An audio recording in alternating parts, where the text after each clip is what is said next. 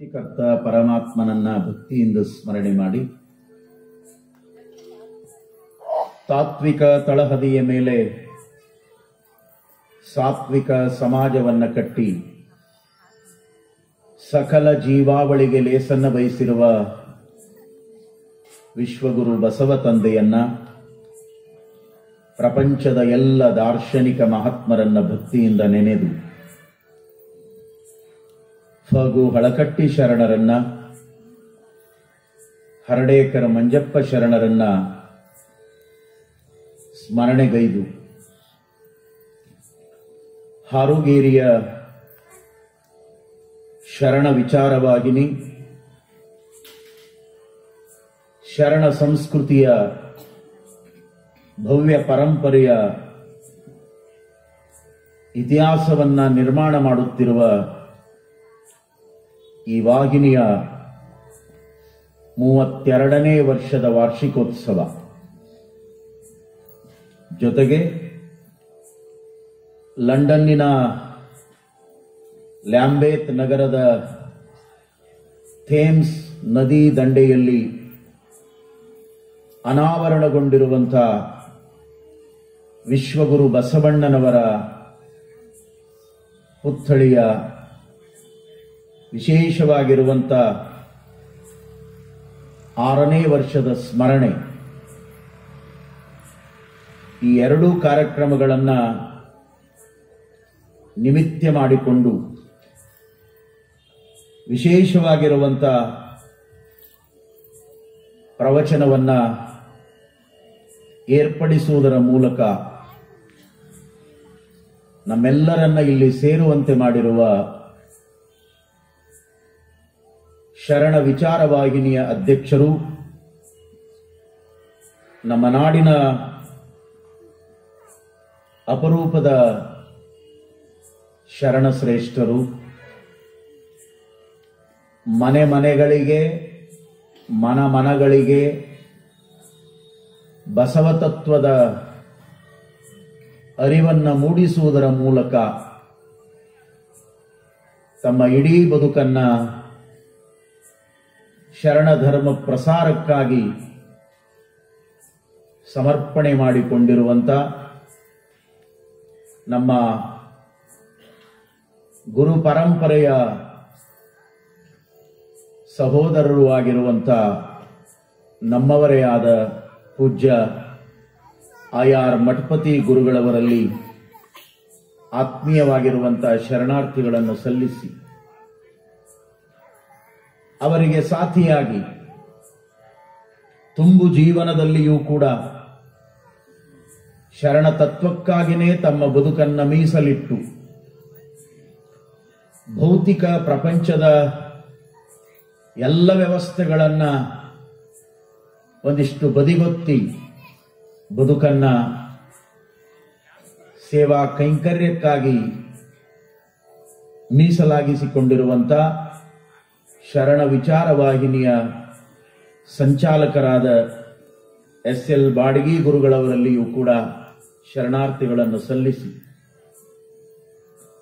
ತಾಯಿಯವರ ಸ್ಮರಣೆಯಲ್ಲಿ ಕದಳಿ ಮಹಿಳಾ ವೇದಿಕೆಯನ್ನ ನಿರ್ಮಾಣ ಮಾಡಿ ಬಹಳ ಅಪರೂಪವಾಗಿರುವಂಥ ಸೇವೆಗೆ ತಮ್ಮನ್ನ ತಾವು ತೊಡಗಿಸಿಕೊಂಡಿರುವಂಥ ಮಹಿಳಾ ವೇದಿಕೆಯ ಎಲ್ಲ ತಾಯಂದಿರಲ್ಲಿ ಶರಣಾರ್ಥಿಗಳನ್ನು ಸಲ್ಲಿಸಿ, ಇಂದು ಮಹಾಪ್ರಸಾದದ ದಾಸೋಹಿಗಳಾಗಿ ಧ್ವಜಾರೋಹಣವನ್ನು ನೆರವೇರಿಸಿ ಈ ಕಾರ್ಯಕ್ಕೆ ಚಾಲನೆಯನ್ನು ಕೊಟ್ಟಿರುವಂಥ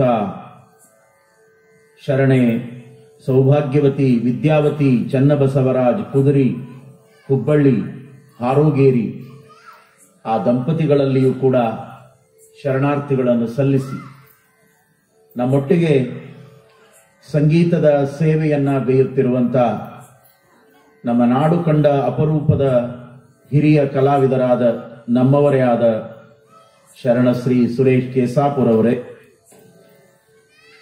ಅತ್ಯುತ್ತಮವಾಗಿರುವಂತಹ ತಬಲಾ ಸಾಥನ್ನ ನೀಡುತ್ತಿರುವ ಹನುಮಂತರಾಯ್ ಕೊಟ್ನೇಕಲ್ ಅವರೇ, ಇವತ್ತು ವೇದಿಕೆ ಮೇಲೆ ಸಂಗೀತದ ಸಾಥಿಗಳಾಗಿ ಜೊತೆಗೂಡಿರುವಂಥ ಆತ್ಮೀಯ ಕಲಾಬಳಗವೇ, ಅತ್ಯಂತ ಶ್ರದ್ಧಾಭಕ್ತಿಯಿಂದ 2ನೇ ದಿನದ ಪ್ರವಚನದ ಕಾರ್ಯಕ್ರಮದಲ್ಲಿ ಸಮ್ಮಿಳಿತರಾಗಿರುವ ಎಲ್ಲ ನನ್ನ ಶರಣ ಬಂಧುಗಳೇ, ತಾಯಂದಿರ ಬಳಗವೇ, ಯುವ ಬಳಗವೇ, ಮುದ್ದು ಮಕ್ಕಳೇ, ತಮ್ಮೆಲ್ಲರಿಗೂ ಕೂಡ ಆತ್ಮೀಯವಾಗಿರುವಂಥ ಶರಣಾರ್ಥಿಗಳು. ಇವತ್ತಿನ ಪ್ರವಚನದ ವೇದಿಕೆ ಒಬ್ಬ ಅಪರೂಪದ ಪ್ರವಚನಕಾರರಿಗೆ ಸಮರ್ಪಣೆ. ನಮ್ಮ ಮುಂದಿಗೆ ಬೆಳೆದು ನಮ್ಮೊಟ್ಟಿಗೆ ಒಡನಾಡಿಯಾಗಿ ನಮ್ಮ ಇಳಕಲ್ಲಿನ ಪರಮಪೂಜ್ಯರ ಕೃಪಾಕ್ಷೇತ್ರದಲ್ಲಿ ಬದುಕನ್ನು ಕಟ್ಟಿಕೊಂಡು ಜಮಖಂಡಿಯ ಹುನ್ನೂರಿನಲ್ಲಿ ಬಸವಜ್ಞಾನ ಗುರುಕುಲವನ್ನು ಸ್ಥಾಪನೆ ಮಾಡಿ ಅದರ ಮೂಲಕ ನಾಡು ನುಡಿ ಸೇವೆಗೆ ತಮ್ಮನ್ನೇ ಅರ್ಪಿಸಿಕೊಂಡು ಇಂದು ಲಿಂಗೈಕ್ಯರಾಗಿರುವಂಥ ಶರಣ ಚೇತನ ಪ್ರವಚನ ಪರಂಪರೆಯ ಆಶಾಕಿರಣ ಆತ್ಮೀಯ ಡಾಕ್ಟರ್ ಈಶ್ವರ್ ಮಂಟೂರ್ ಅವರು ನಿನ್ನೆ ಮಧ್ಯರಾತ್ರಿಯಲ್ಲಿ ವಿಚಿತ್ರವಾಗಿರುವಂಥ ಎದೆನೋವಿನಿಂದ ಬಳಲುತ್ತಾ ಇರುವಾಗ ಅವರನ್ನ ಸ್ಥಳೀಯವಾಗಿರುವಂಥ ಆಸ್ಪತ್ರೆಗೆ ದಾಖಲೆ ಮಾಡಿದರು. ಆದರೆ ಅವರು ಕೊಟ್ಟಿರುವಂಥ ಉಪಚಾರ ಕೈಕೊಟ್ಟಿತು. ಬೆಳಿಗ್ಗೆ ವೈದ್ಯರು ಇವರನ್ನ ಹೆಚ್ಚಿನ ಉಪಚಾರಕ್ಕಾಗಿ ನೀವು ಬಾಗಲಕೋಟೆಗೆ ತೆಗೆದುಕೊಂಡು ಹೋಗಬೇಕು ಅಂತ ಹೇಳಿದ ಮೇಲೆ ಮಠದ ಸಿಬ್ಬಂದಿ, ಆಶ್ರಮದ ಸಿಬ್ಬಂದಿ ಜೊತೆಗೆ ಅಲ್ಲಿರುವಂಥ ಕಾರ್ಯಕರ್ತರು ಅವರನ್ನ ಕಾರಿನಲ್ಲಿ ಬಾಗಲಕೋಟೆಯ ಕೆರೋಡಿ ಆಸ್ಪತ್ರೆಗೆ ತೆಗೆದುಕೊಂಡು ಹೊರಟಿರುವಾಗ ಮಾರ್ಗ ಮಧ್ಯದಲ್ಲಿ ಇಂದು ಬೆಳಗಿನ ಜಾವ ತೀವ್ರವಾಗಿರುವಂಥ ಹೃದಯಾಘಾತಕ್ಕೆ ಒಳಗಾಗಿ ತಮ್ಮ ಕೊನೆಯ ಉಸಿರನ್ನ ಎಳೆದರು. ಈ ಸುದ್ದಿಯನ್ನ ಬೆಳಿಗ್ಗೆ ಅವರ ಕಾರ್ಯಕರ್ತರು ಜಂಗಮವಾಣಿಯ ಮೂಲಕ ತಿಳಿಸಿದಾಗ ಒಂದು ಕ್ಷಣ ನಾವಾದರೂ ಕೂಡ ದಿಗ್ಭ್ರಮೆಗೊಂಡು ಎಲ್ಲ ಆತ್ಮೀಯರಿಗೆ ಈ ಸುದ್ದಿಯನ್ನ ರವಾನಿಸಿದ್ವಿ. ಹಾಗೇನೆ ಪೂಜ್ಯ ಮಠಪತಿ ಗುರುಗಳವರಿಗೂ ಕೂಡ ಈ ವಿಷಯವನ್ನು ಹೇಳುವ ಸಲುವಾಗಿ ನಾನು ಕರೆ ಮಾಡಿದಾಗ ಅಪ್ಪ ಅವರೇ ಸುದ್ದಿ ತಿಳಿದಿದೆ ಅನ್ನುವಂಥ ಮಾತನ್ನು ಹೇಳಿದರು. ನಿಜವಾಗಲೂ ಕೂಡ ಬದುಕು ಬಹಳ ಕ್ಷಣಭಂಗುರ. ನಿನ್ನೆಯ ಪ್ರವಚನದಲ್ಲಿ ತಾವೆಲ್ಲ ಕೇಳ್ತಾ ಇದ್ರಿ, ಇದು ಗಾಳಿಗಿಟ್ಟ ದೀಪ. ಸಂಸಾರವೆಂಬುದೊಂದು ಗಾಳಿಯ ಸೊಡರು, ಯಾವಾಗ ಆರ್ತದೋ ಗೊತ್ತೇ ಆಗೋದಿಲ್ಲ, ಯಾವ ಕ್ಷಣದಲ್ಲಿ ಹೋಗ್ತದೋ ಗೊತ್ತೇ ಆಗೋದಿಲ್ಲ. ಅದಕ್ಕಾಗಿಯೇ ಅಪ್ಪ ಅವರು 12ನೇ ಶತಮಾನದಲ್ಲಿನೇ 900 ವರ್ಷಗಳ ಹಿಂದೆ ಈ ಜೀವನದ ಸಹಜವಾದ ಸತ್ಯವನ್ನ 4 ಸಾಲಿನ ವಚನದಲ್ಲಿ ಬಿಚ್ಚಿಟ್ರು. ಅಪ್ಪ ಅವರ ಅಪ್ಪಣೆ ಕೊಡ್ತಾರೆ ಬಸವಣ್ಣನವರು, ನೀ ಹುಟ್ಟಿಸಿದಲ್ಲಿ ಹುಟ್ಟದೆ, ನೀ ಕೊಂದಲ್ಲಿ ಸಾಯದೆ, ಎನ್ನ ವಶವೇ ಅಯ್ಯ. ನೀ ಹುಟ್ಟಿಸಿದಲ್ಲಿ ಹುಟ್ಟದೆ, ನೀ ಕೊಂದಲ್ಲಿ ಸಾಯದೆ, ಎನ್ನ ವಶವೇ ಅಯ್ಯ. ನೀವು ಇರಿಸಿದಲ್ಲಿ ಇರದೆ, ಎನ್ನ ವಶವೇ ಅಯ್ಯ. ಕರ್ತೃಕೂಡಲ ಸಂಗಮ ದೇವ, ನೀನು ಎಲ್ಲಿಯವರೆಗೆ ಬಾಳು ಬಾಳು ಬಾಳು ಅಂತ ಆ ಬಾಳುವೆಯ ಆಯುಷ್ಯವನ್ನ ಕೊಡ್ತೀಯೋ ಅಷ್ಟು ದಿನಗಳ ಕಾಲ ನನ್ನ ಬಾಳುವೆ. ಎಂದು ನೀನು ಕೊಟ್ಟಿರುವಂತ ಆಯುಷ್ಯದ ಕ್ಷಣ ಮುಗಿತದೋ, ಯಾರಾದರೇನಂತೆ, ಯೋಗಿಯಾದರೇನು, ಪ್ರವಾದಿಯಾದರೇನು, ಶರಣನಾದರೇನು, ಸಂತನಾದರೇನು, ಜ್ಞಾನಿಯಾದರೇನು, ವಿಜ್ಞಾನಿಯಾದರೇನು, ಸುಜ್ಞಾನಿಯಾದರೇನು, ಅಜ್ಞಾನಿಯಾದರೇನು, ಭಕ್ತನಾದರೇನು, ಭವಿಯಾದರೇನು, ಯಾರಾದರೇನು, ಗಂಡಾದರೇನು, ಹೆಣ್ಣಾದರೇನು, ಅವನ ಆಯುಷ್ಯದ ಕರೆ ಬಂದಾಗ ಹೊರಡುವುದೇ ನಮ್ಮ ಜೀವನದ ಗುರಿ. ಎಷ್ಟು ಚೆನ್ನಾಗಿ ಅಪ್ಪಣೆ ಕೊಟ್ಟರು ಅಪ್ಪ ಅವರು. ನೀ ಹುಟ್ಟಿಸಿದಲ್ಲಿ ಹುಟ್ಟದೆ, ಅವ ಎಲ್ಲಿ ನಮ್ಮನ್ನ ಕಳಿಸಿಕೊಟ್ಟನ ಅಲ್ಲೇ ಬಂದೀವಿ. ಒಂದು ವೇಳೆ ಇದರ ಪವರ್ ನಮ್ಮ ಕೈಯೊಳಗೆ ಏನಾದರೂ ಇದ್ದಿದ್ರ ಬಹಳ ದೊಡ್ಡ ದೊಡ್ಡ ಮನೆಯೊಳಗೆ ಅರ್ಜಿ ಹಾಕೊಂಡು ಹೋಗಿದ್ದೀವಿ ನಾವೆಲ್ಲ. ಹಂಗಿಲ್ಲದು. ಅವ ಎಲ್ಲಿ ಕಳಿಸ್ಯಾನ ಅಲ್ಲಿ ಬಂದೀವಿ. ಅವನ ಜಗತ್ತಿನಲ್ಲಿ ಬದುಕನ್ನ ಪ್ರಾರಂಭ ಮಾಡೀವಿ. ತಾಯಿಯ ಗರ್ಭದಿಂದ ಭೂಮಿಗೆ ಬಿದ್ದಾಗ ಈ ಬದುಕು ಕಣ್ಣು ಬಿಟ್ಟರೆ ಅದನ್ನ ಜನನ ಅಂತ ಕರೆದೀವಿ. ಒಂದು ದಿನ ಕಣ್ಣು ಮುಚ್ಚಿದಾಗ ಅದನ್ನ ಮರಣ ಅಂತ ಕರೆದಿದ್ದೇವೆ. ಈ ಜನನ ಮರಣದ ಮಧ್ಯದಲ್ಲಿ ನಡೆಯುವಂತ ಆ ಜೀವನವೇ ಅವನು ಕೊಟ್ಟ ಪ್ರಸಾದ. ಅದಕ್ಕಾಗಿನೇ ಅನುಭಾವಿ ಕವಿ ಒಂದು ಮಾತನ್ನ ಹೇಳಿದ, ಕಣ್ಣು ತೆರೆದರೆ ಜನನ, ಕಣ್ಣು ಮುಚ್ಚಿದರೆ ಮರಣ. ಕಣ್ಣು ತೆರೆದರೆ ಜನನ, ಕಣ್ಣು ಮುಚ್ಚಿದರೆ ಮರಣ. ಕಣ್ಣು ತೆರೆದರೆ ಜನನ, ಕಣ್ಣು ಮುಚ್ಚಿದರೆ ಮರಣ.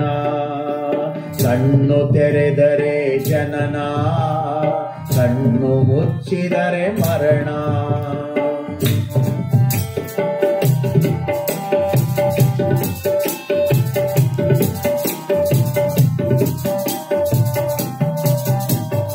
ರೆಪ್ಪೆಗಳ ಬಡಿದಾಟವೇ,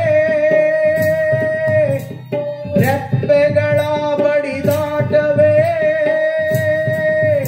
ಅದು ಜೀವನ, ಅದು ಜೀವನ, ಅದು ಜೀವನ, ಅದು ಜೀವನ. ಕಣ್ಣು ತೆರೆದರೆ ಜನನ, ಕಣ್ಣು ಮುಚ್ಚಿದರೆ ಮರಣ. ಕಣ್ಣು ತೆರೆದರೆ ಜನನ, ಕಣ್ಣು ಮುಚ್ಚಿದರೆ ಮರಣ. ಕಣ್ಣು ಮುಚ್ಚಿದರೆ ಮರಣ, ಕಣ್ಣು ಮುಚ್ಚಿದರೆ ಮರಣ.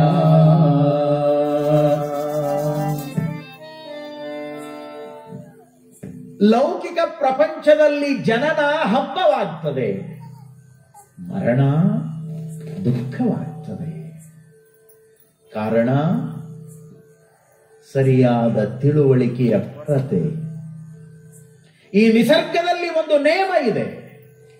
ಸೃಷ್ಟಿಯ ನೇಮವನ್ನ ಈ ಜಗತ್ತಿನಲ್ಲಿ ಯಾರೂ ಕೂಡ ಮೀರಲಿಕ್ಕೆ ಆಗೋದಿಲ್ಲ. ಯಾರಾದರೇನಂತೆ. ಹಾಗಾಗಿ ಶರಣರ ಅನುಭವದ ವಚನಗಳು ನಿತ್ಯ ನಮ್ಮ ಬದುಕಿಗೆ ಸತ್ಯದ ಚೈತನ್ಯವನ್ನು ತುಂಬುತ್ತಾವೆ. ನೀ ಹುಟ್ಟಿಸಿದಲ್ಲಿ ಹುಟ್ಟದೆ, ನೀ ಕೊಂದಲ್ಲಿ ಸಾಯದೆ, ಎನ್ನ ವಶವೇ ಅಯ್ಯ. ನೋಡಿ, ಎಲ್ಲಿಯೋ ನಮ್ಮನ್ನು ಕರ್ಕೊಂಡು ಬಿಡ್ತಾನೆ. ಕೂಡಲ ಸಂಗಮ ದೇವ ತನಗೆ ಬೇಕೆಂದು ಎತ್ತಿಕೊಂಡ. ಯಾವ ಸಂದರ್ಭದಲ್ಲಿಯೋ ಹೇಳಲಿಕ್ಕಾಗೋದಿಲ್ಲ. ಮೊನ್ನೆನೆ ನಮ್ಮ ಸಂಗನ ಬಸವ ಸ್ವಾಮಿಗಳು ಅನ್ನೋರು ಇದೇ ಬೆಳಗಾವಿ ಜಿಲ್ಲೆಯಲ್ಲಿನೇ ತಮ್ಮ ಚಟುವಟಿಕೆಯನ್ನು ಮಾಡುವಂತವರು. ಪೂಜ್ಯ ಲಿಂಗಾನಂದ ಮಹಾಸ್ವಾಮಿಗಳವರ ಬಳಿಯಲ್ಲಿ ಇದ್ದವರು. ನಾವು ಪ್ರಥಮ ಶರಣ ಮೇಳದಲ್ಲಿ ಕಾರ್ಯದರ್ಶಿಗಳಾಗಿ ಲಿಂಗಾನಂದರ ಜೊತೆಯಲ್ಲಿ ನಾವು ಕೆಲಸವನ್ನು ಮಾಡುವಂತ ಕಾಲದೊಳಗ ಅವರು ಕೂಡ ಇದ್ದವರು. ನೋಡಿ, ವೇದಿಕೆ ಮೇಲೆ ಕೂತ್ಕೊಂಡು ಅವತ್ತೇ ಅವರ ಬರ್ತ್ಡೇ ಭಕ್ತರೆಲ್ಲ ಮುಂದೆ ಕೂತ್ಕೊಂಡಿದ್ದಾರೆ. ಪಕ್ಕದಲ್ಲಿ ನಮ್ಮ ಚಂದ್ರಮ್ಮ ತಾಯಿ ಇದ್ದಾಳೆ. ಈ ಕಡೆಲ್ಲ ಶರಣ ಬಳಗ, ಪಂಚಾಯಿತಿ ಅಧ್ಯಕ್ಷರು, ಮೆಂಬರ್ಗಳು ಎಲ್ಲರೂ ಇದ್ರು. ವೇದಿಕೆ ಮೇಲೆ ಕೂತ್ಕೊಂಡು ಹೀಗೆ ನಾಲ್ಕು ಮಾತಾಡ್ತಾ ಎಷ್ಟು ವಿಚಿತ್ರ. ಅವ ಹೆಂಗ ಕರ್ಕೊಳ್ತಾನೆ ಅಂದ್ರೆ, ಅದಕ್ಕೆ ನಮ್ಮ ಚಂದೀಮರಸರು ಶರಣರು ಬಹಳ ಚೆನ್ನಾಗಿ ಒಂದು ಮಾತನ್ನು ಹೇಳಿದ್ರು, ಸಾವು ತಡವಿಲ್ಲ, ನರಕ ದೂರವಿಲ್ಲ.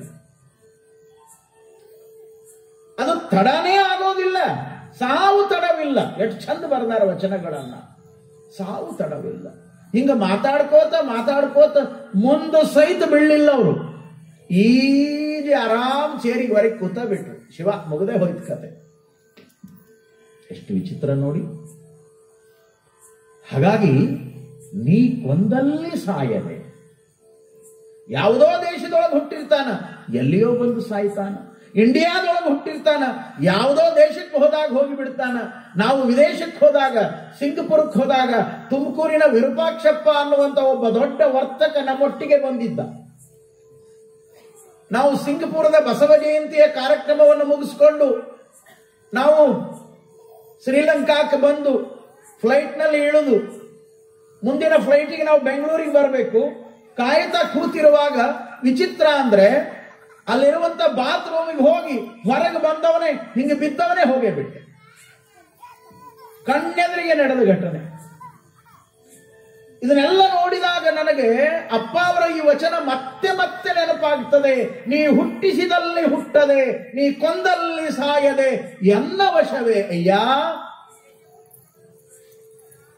ಇವೆರಡರ ಕೀಲಿ ಕೈ ಅವನ ಕೈಯೊಳಗ, ಇವೆರಡರ ಕೀಲಿ ಕೈ ಅವನ ಕೈಯೊಳಗ, ನಮ್ಮ ಕೈಯೊಳಗಿಲ್ಲ. ಒಂದು ವೇಳೆ ನಮ್ಮ ಕೈಯೊಳಗ ಕೊಟ್ಟಿದ್ದ ಅಂದ್ರೆ ನಾವು ಪಕ್ಕ ಈ ಕಡೆ ತಿರುಗುತ್ತಿದ್ದೀವಿ, ಆ ಕಡೆ ಒಟ್ಟ ತಿರುಗುತ್ತಿದ್ದಿಲ್ಲ. ಈ ಕಡೆ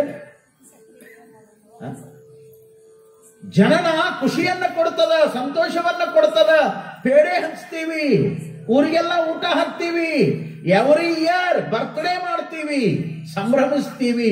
ಆದರೆ ಮರಣವನ್ನ ನಾವು ಸಹಜವಾಗಿ ಸ್ವೀಕಾರ ಮಾಡೋದಿಲ್ಲ. ದುಃಖ, ನೋವು, ಸಂಕಟ. ಕಾರಣ ಪ್ರಕೃತಿಯ ಸಹಜವಾದ ಸತ್ಯಗಳನ್ನು ನಾವು ಅರ್ಥೈಸ್ಕೋಬೇಕು. ಕಟ್ಟಿದ್ದು ಒಂದು ದಿನ ಬೀಳ್ತದೆ.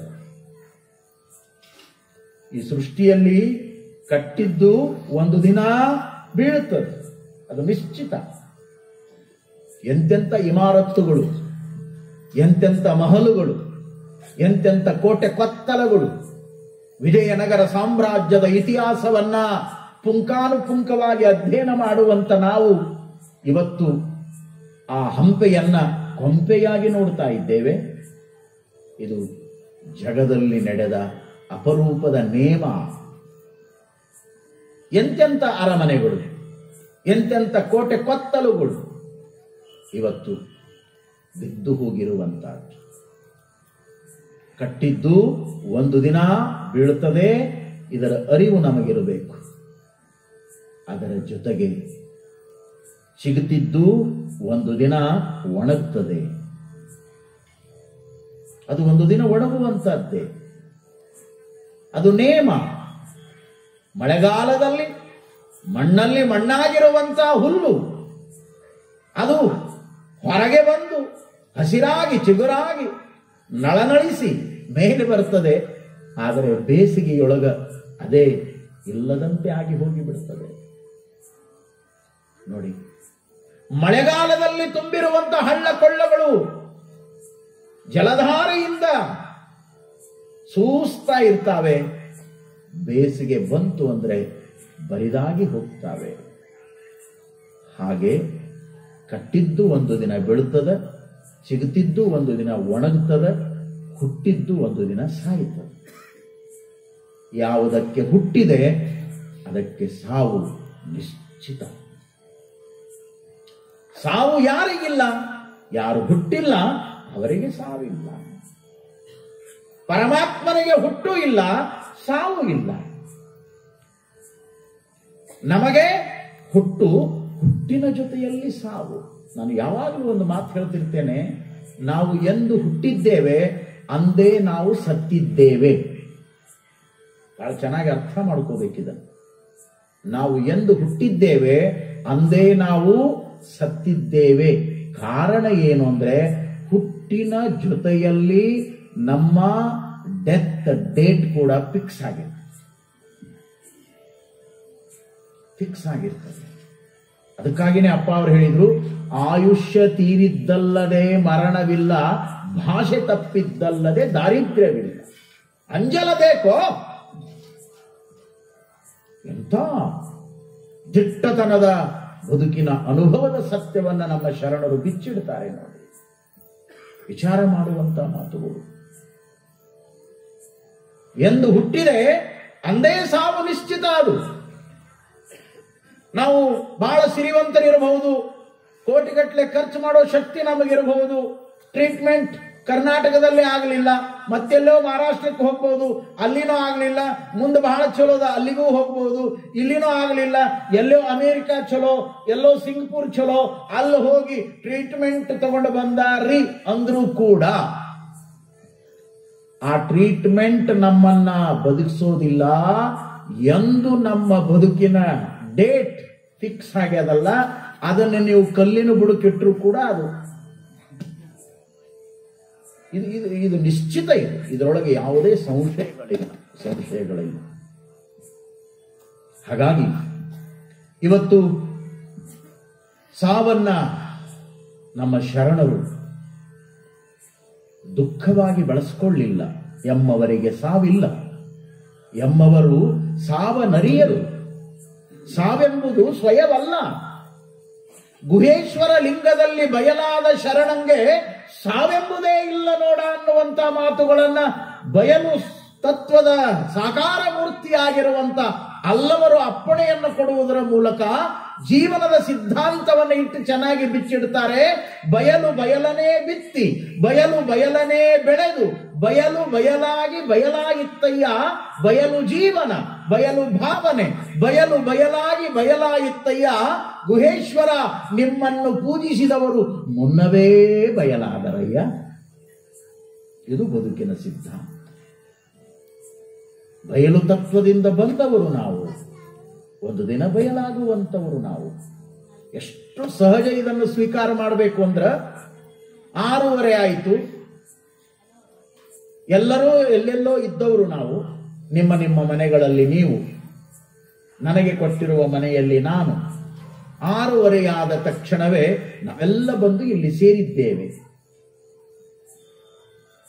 ಸೇರಿದ್ದು ಕೂಡ ಸತ್ಯವೇ, ಅದನ್ನ ಅಲ್ಲ ಅಂತ ಅನ್ಲಿಕ್ಕಾಗಲ್ಲ. ಕಾರಣ ಪ್ರತ್ಯಕ್ಷ ಸಾಕ್ಷಿ. ನಾವೆಲ್ಲ ಸೇರಿದ್ದೇವೆ, ಒಬ್ಬರನ್ನೊಬ್ಬರು ನೋಡ್ತಾ ಇದ್ದೇವೆ, ಒಬ್ಬರನ್ನೊಬ್ಬರು ಕಾಣ್ತಾ ಇದ್ದೇವೆ, ಇಲ್ಲೆಲ್ಲ ಕೂಡಿ ಕೂತ್ಕೊಂಡಿದ್ದೇವೆ. ಇದೆಲ್ಲವೂ ಕೂಡ ಸಹಜವಾದ ಸತ್ಯವೇ. 6:00 ಸೇರಿದವರು 8:00 ಮಂಗಲವಾದ ಮೇಲೆ ಪ್ರಸಾದವನ್ನ ತೆಗೆದುಕೊಂಡು 9:00 ಇಲ್ಲಿಂದ ಬಯಲಿಗೆ ಬಯಲಾಗ್ತೇವೆ, ಹೋಗಿ ಬಿಡುತ್ತೇವೆ. ಕೂಡಿದ್ದು ಎಷ್ಟು ಸತ್ಯವೋ ಹಾಗೆ ಇಲ್ಲಿಂದ ಹೋಗುವುದು ಕೂಡ ಅಷ್ಟೇ ಸತ್ಯ.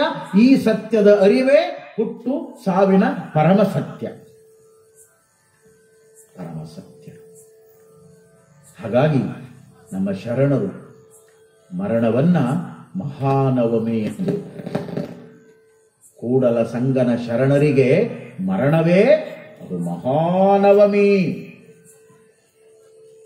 ಆದರೆ ಲೌಕಿಕ ಪ್ರಪಂಚದ ವ್ಯವಸ್ಥೆಯ ಸಂಬಂಧಗಳು ನಮ್ಮನ್ನ ದುಃಖಕ್ಕೆ ಒಳಪಡಿಸ್ತವೆ.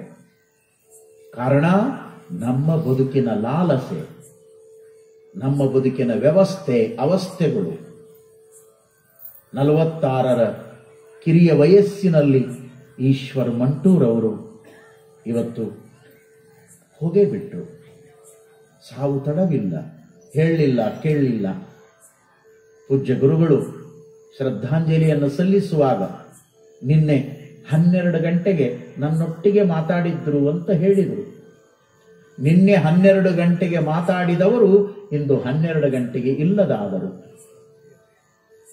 ಯಾವ ಕ್ಷಣದಲ್ಲಿ ಏನಹುದೋ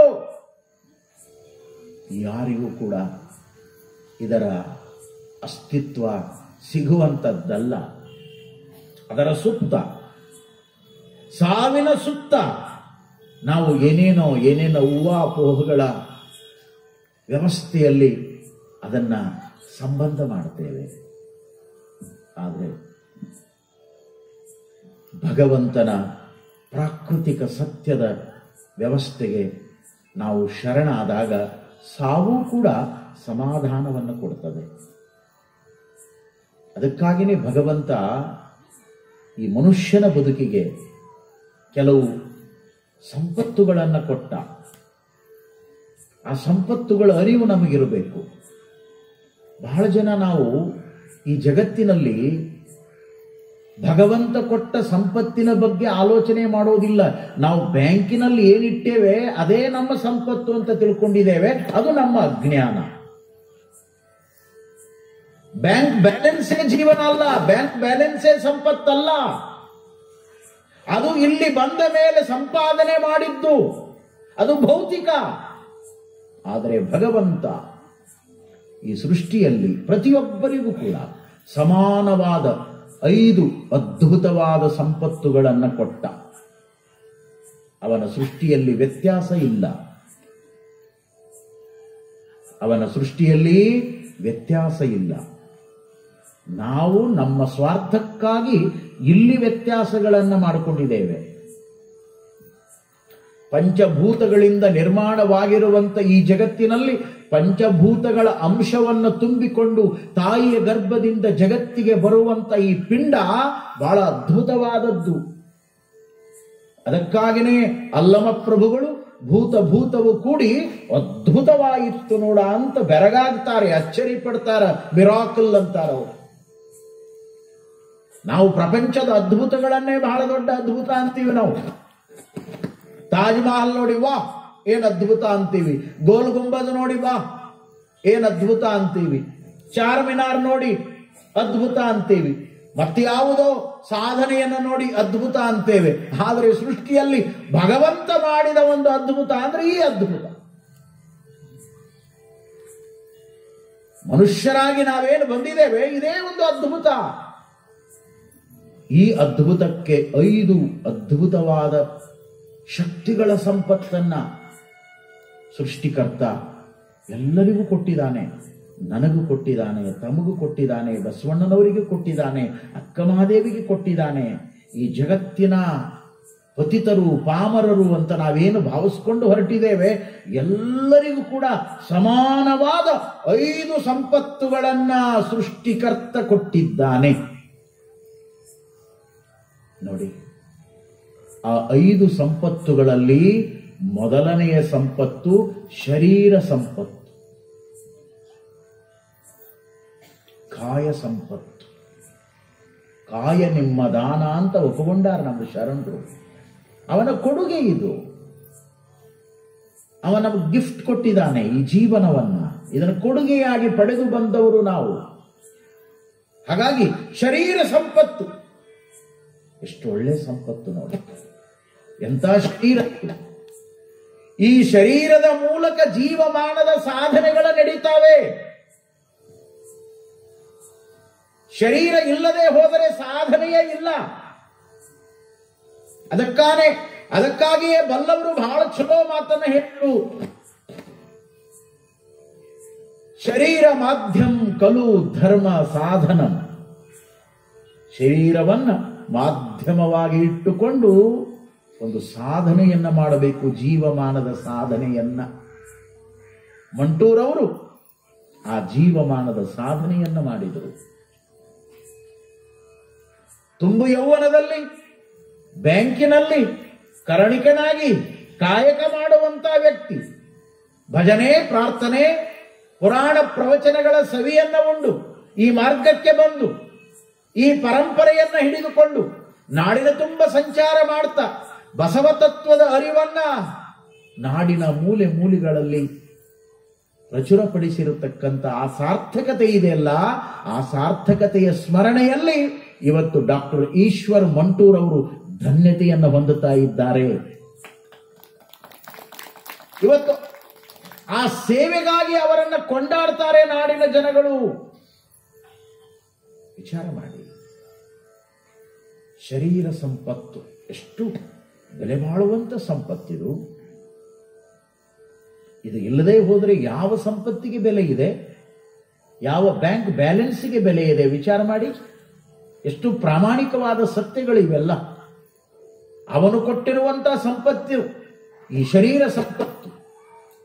ಒಂದು ಕಣ್ಣು ಹೋಯಿತು ಅಂದ್ರೆ ಅದಕ್ಕೆಷ್ಟು ಬೆಲೆ, ಒಂದು ಕಿಡ್ನಿ ಹೋಯಿತು ಅಂದ್ರೆ ಅದಕ್ಕೆಷ್ಟು ಬೆಲೆ, ಒಂದು ಲಿವರ್ ಫೇಲ್ ಆಯಿತು ಅಂದ್ರೆ ಅದಕ್ಕೆಷ್ಟು ಬೆಲೆ, ದೇಹದ ಒಂದು ಅಂಗ ಊನ ಆಯಿತು ಅಂದ್ರೆ ಅದಕ್ಕೆಷ್ಟು ಬೆಲೆ. ಇಂಥ ದೊಡ್ಡ ಶರೀರ ಸಂಪತ್ತನ್ನ ನಮಗೆಲ್ಲ ಭಗವಂತ ಕೊಟ್ಟಿದ್ದಾನೆ. ಅದಕ್ಕಾಗಿನೇ ಅಪ್ಪ ಅವರು ಹೇಳಿದ್ರು, ಕಂಗಳು ತುಂಬಿದ ಬಳಿಕ ನೋಡಲಿಲ್ಲ, ಕಿವಿಗಳು ತುಂಬಿದ ಬಳಿಕ ಕೇಳಲಿಲ್ಲ, ಕೈಗಳು ತುಂಬಿದ ಬಳಿಕ ಪೂಜಿಸಲಿಲ್ಲ, ಮನ ತುಂಬಿದ ಬಳಿಕ ನೆನೆಯಲಿಲ್ಲ ಮಹಂತ ಕೂಡಲ ಸಂಗಮ ದೇವನ. ಎಂತ ಹುಚ್ಚರಿದ್ದೀರಪ್ಪ, ಇಷ್ಟೆಲ್ಲ ತುಂಬಿದ್ದನ್ನ ಕೊಟ್ಟಾನಲ್ಲೋ. ಕಣ್ಣು ಕೊಟ್ಟಾನ, ತುಂಬಿದ ಕಣ್ಣುಗಳನ್ನ ಕೊಟ್ಟಾನ. ಇದು ಜಗತ್ತನ್ನೇ ನೋಡ್ತದೆ. ಎಂತ ಅದ್ಭುತ ಈ ದೃಷ್ಟಿ, ಈ ನೇತ್ರ, ಈ ಕಣ್ಣುಗಳು. ತುಂಬಿದ ಬಳಿಕ ನೋಡಲಿಲ್ಲವಲ್ಲ, ಮುಚ್ಚಿದ್ರಂತೂ ಪರವಾಗಿಲ್ಲ, ತುಂಬ್ಯಾವ, ನೋಡ್ಲಿಲ್ವಲ್ಲ.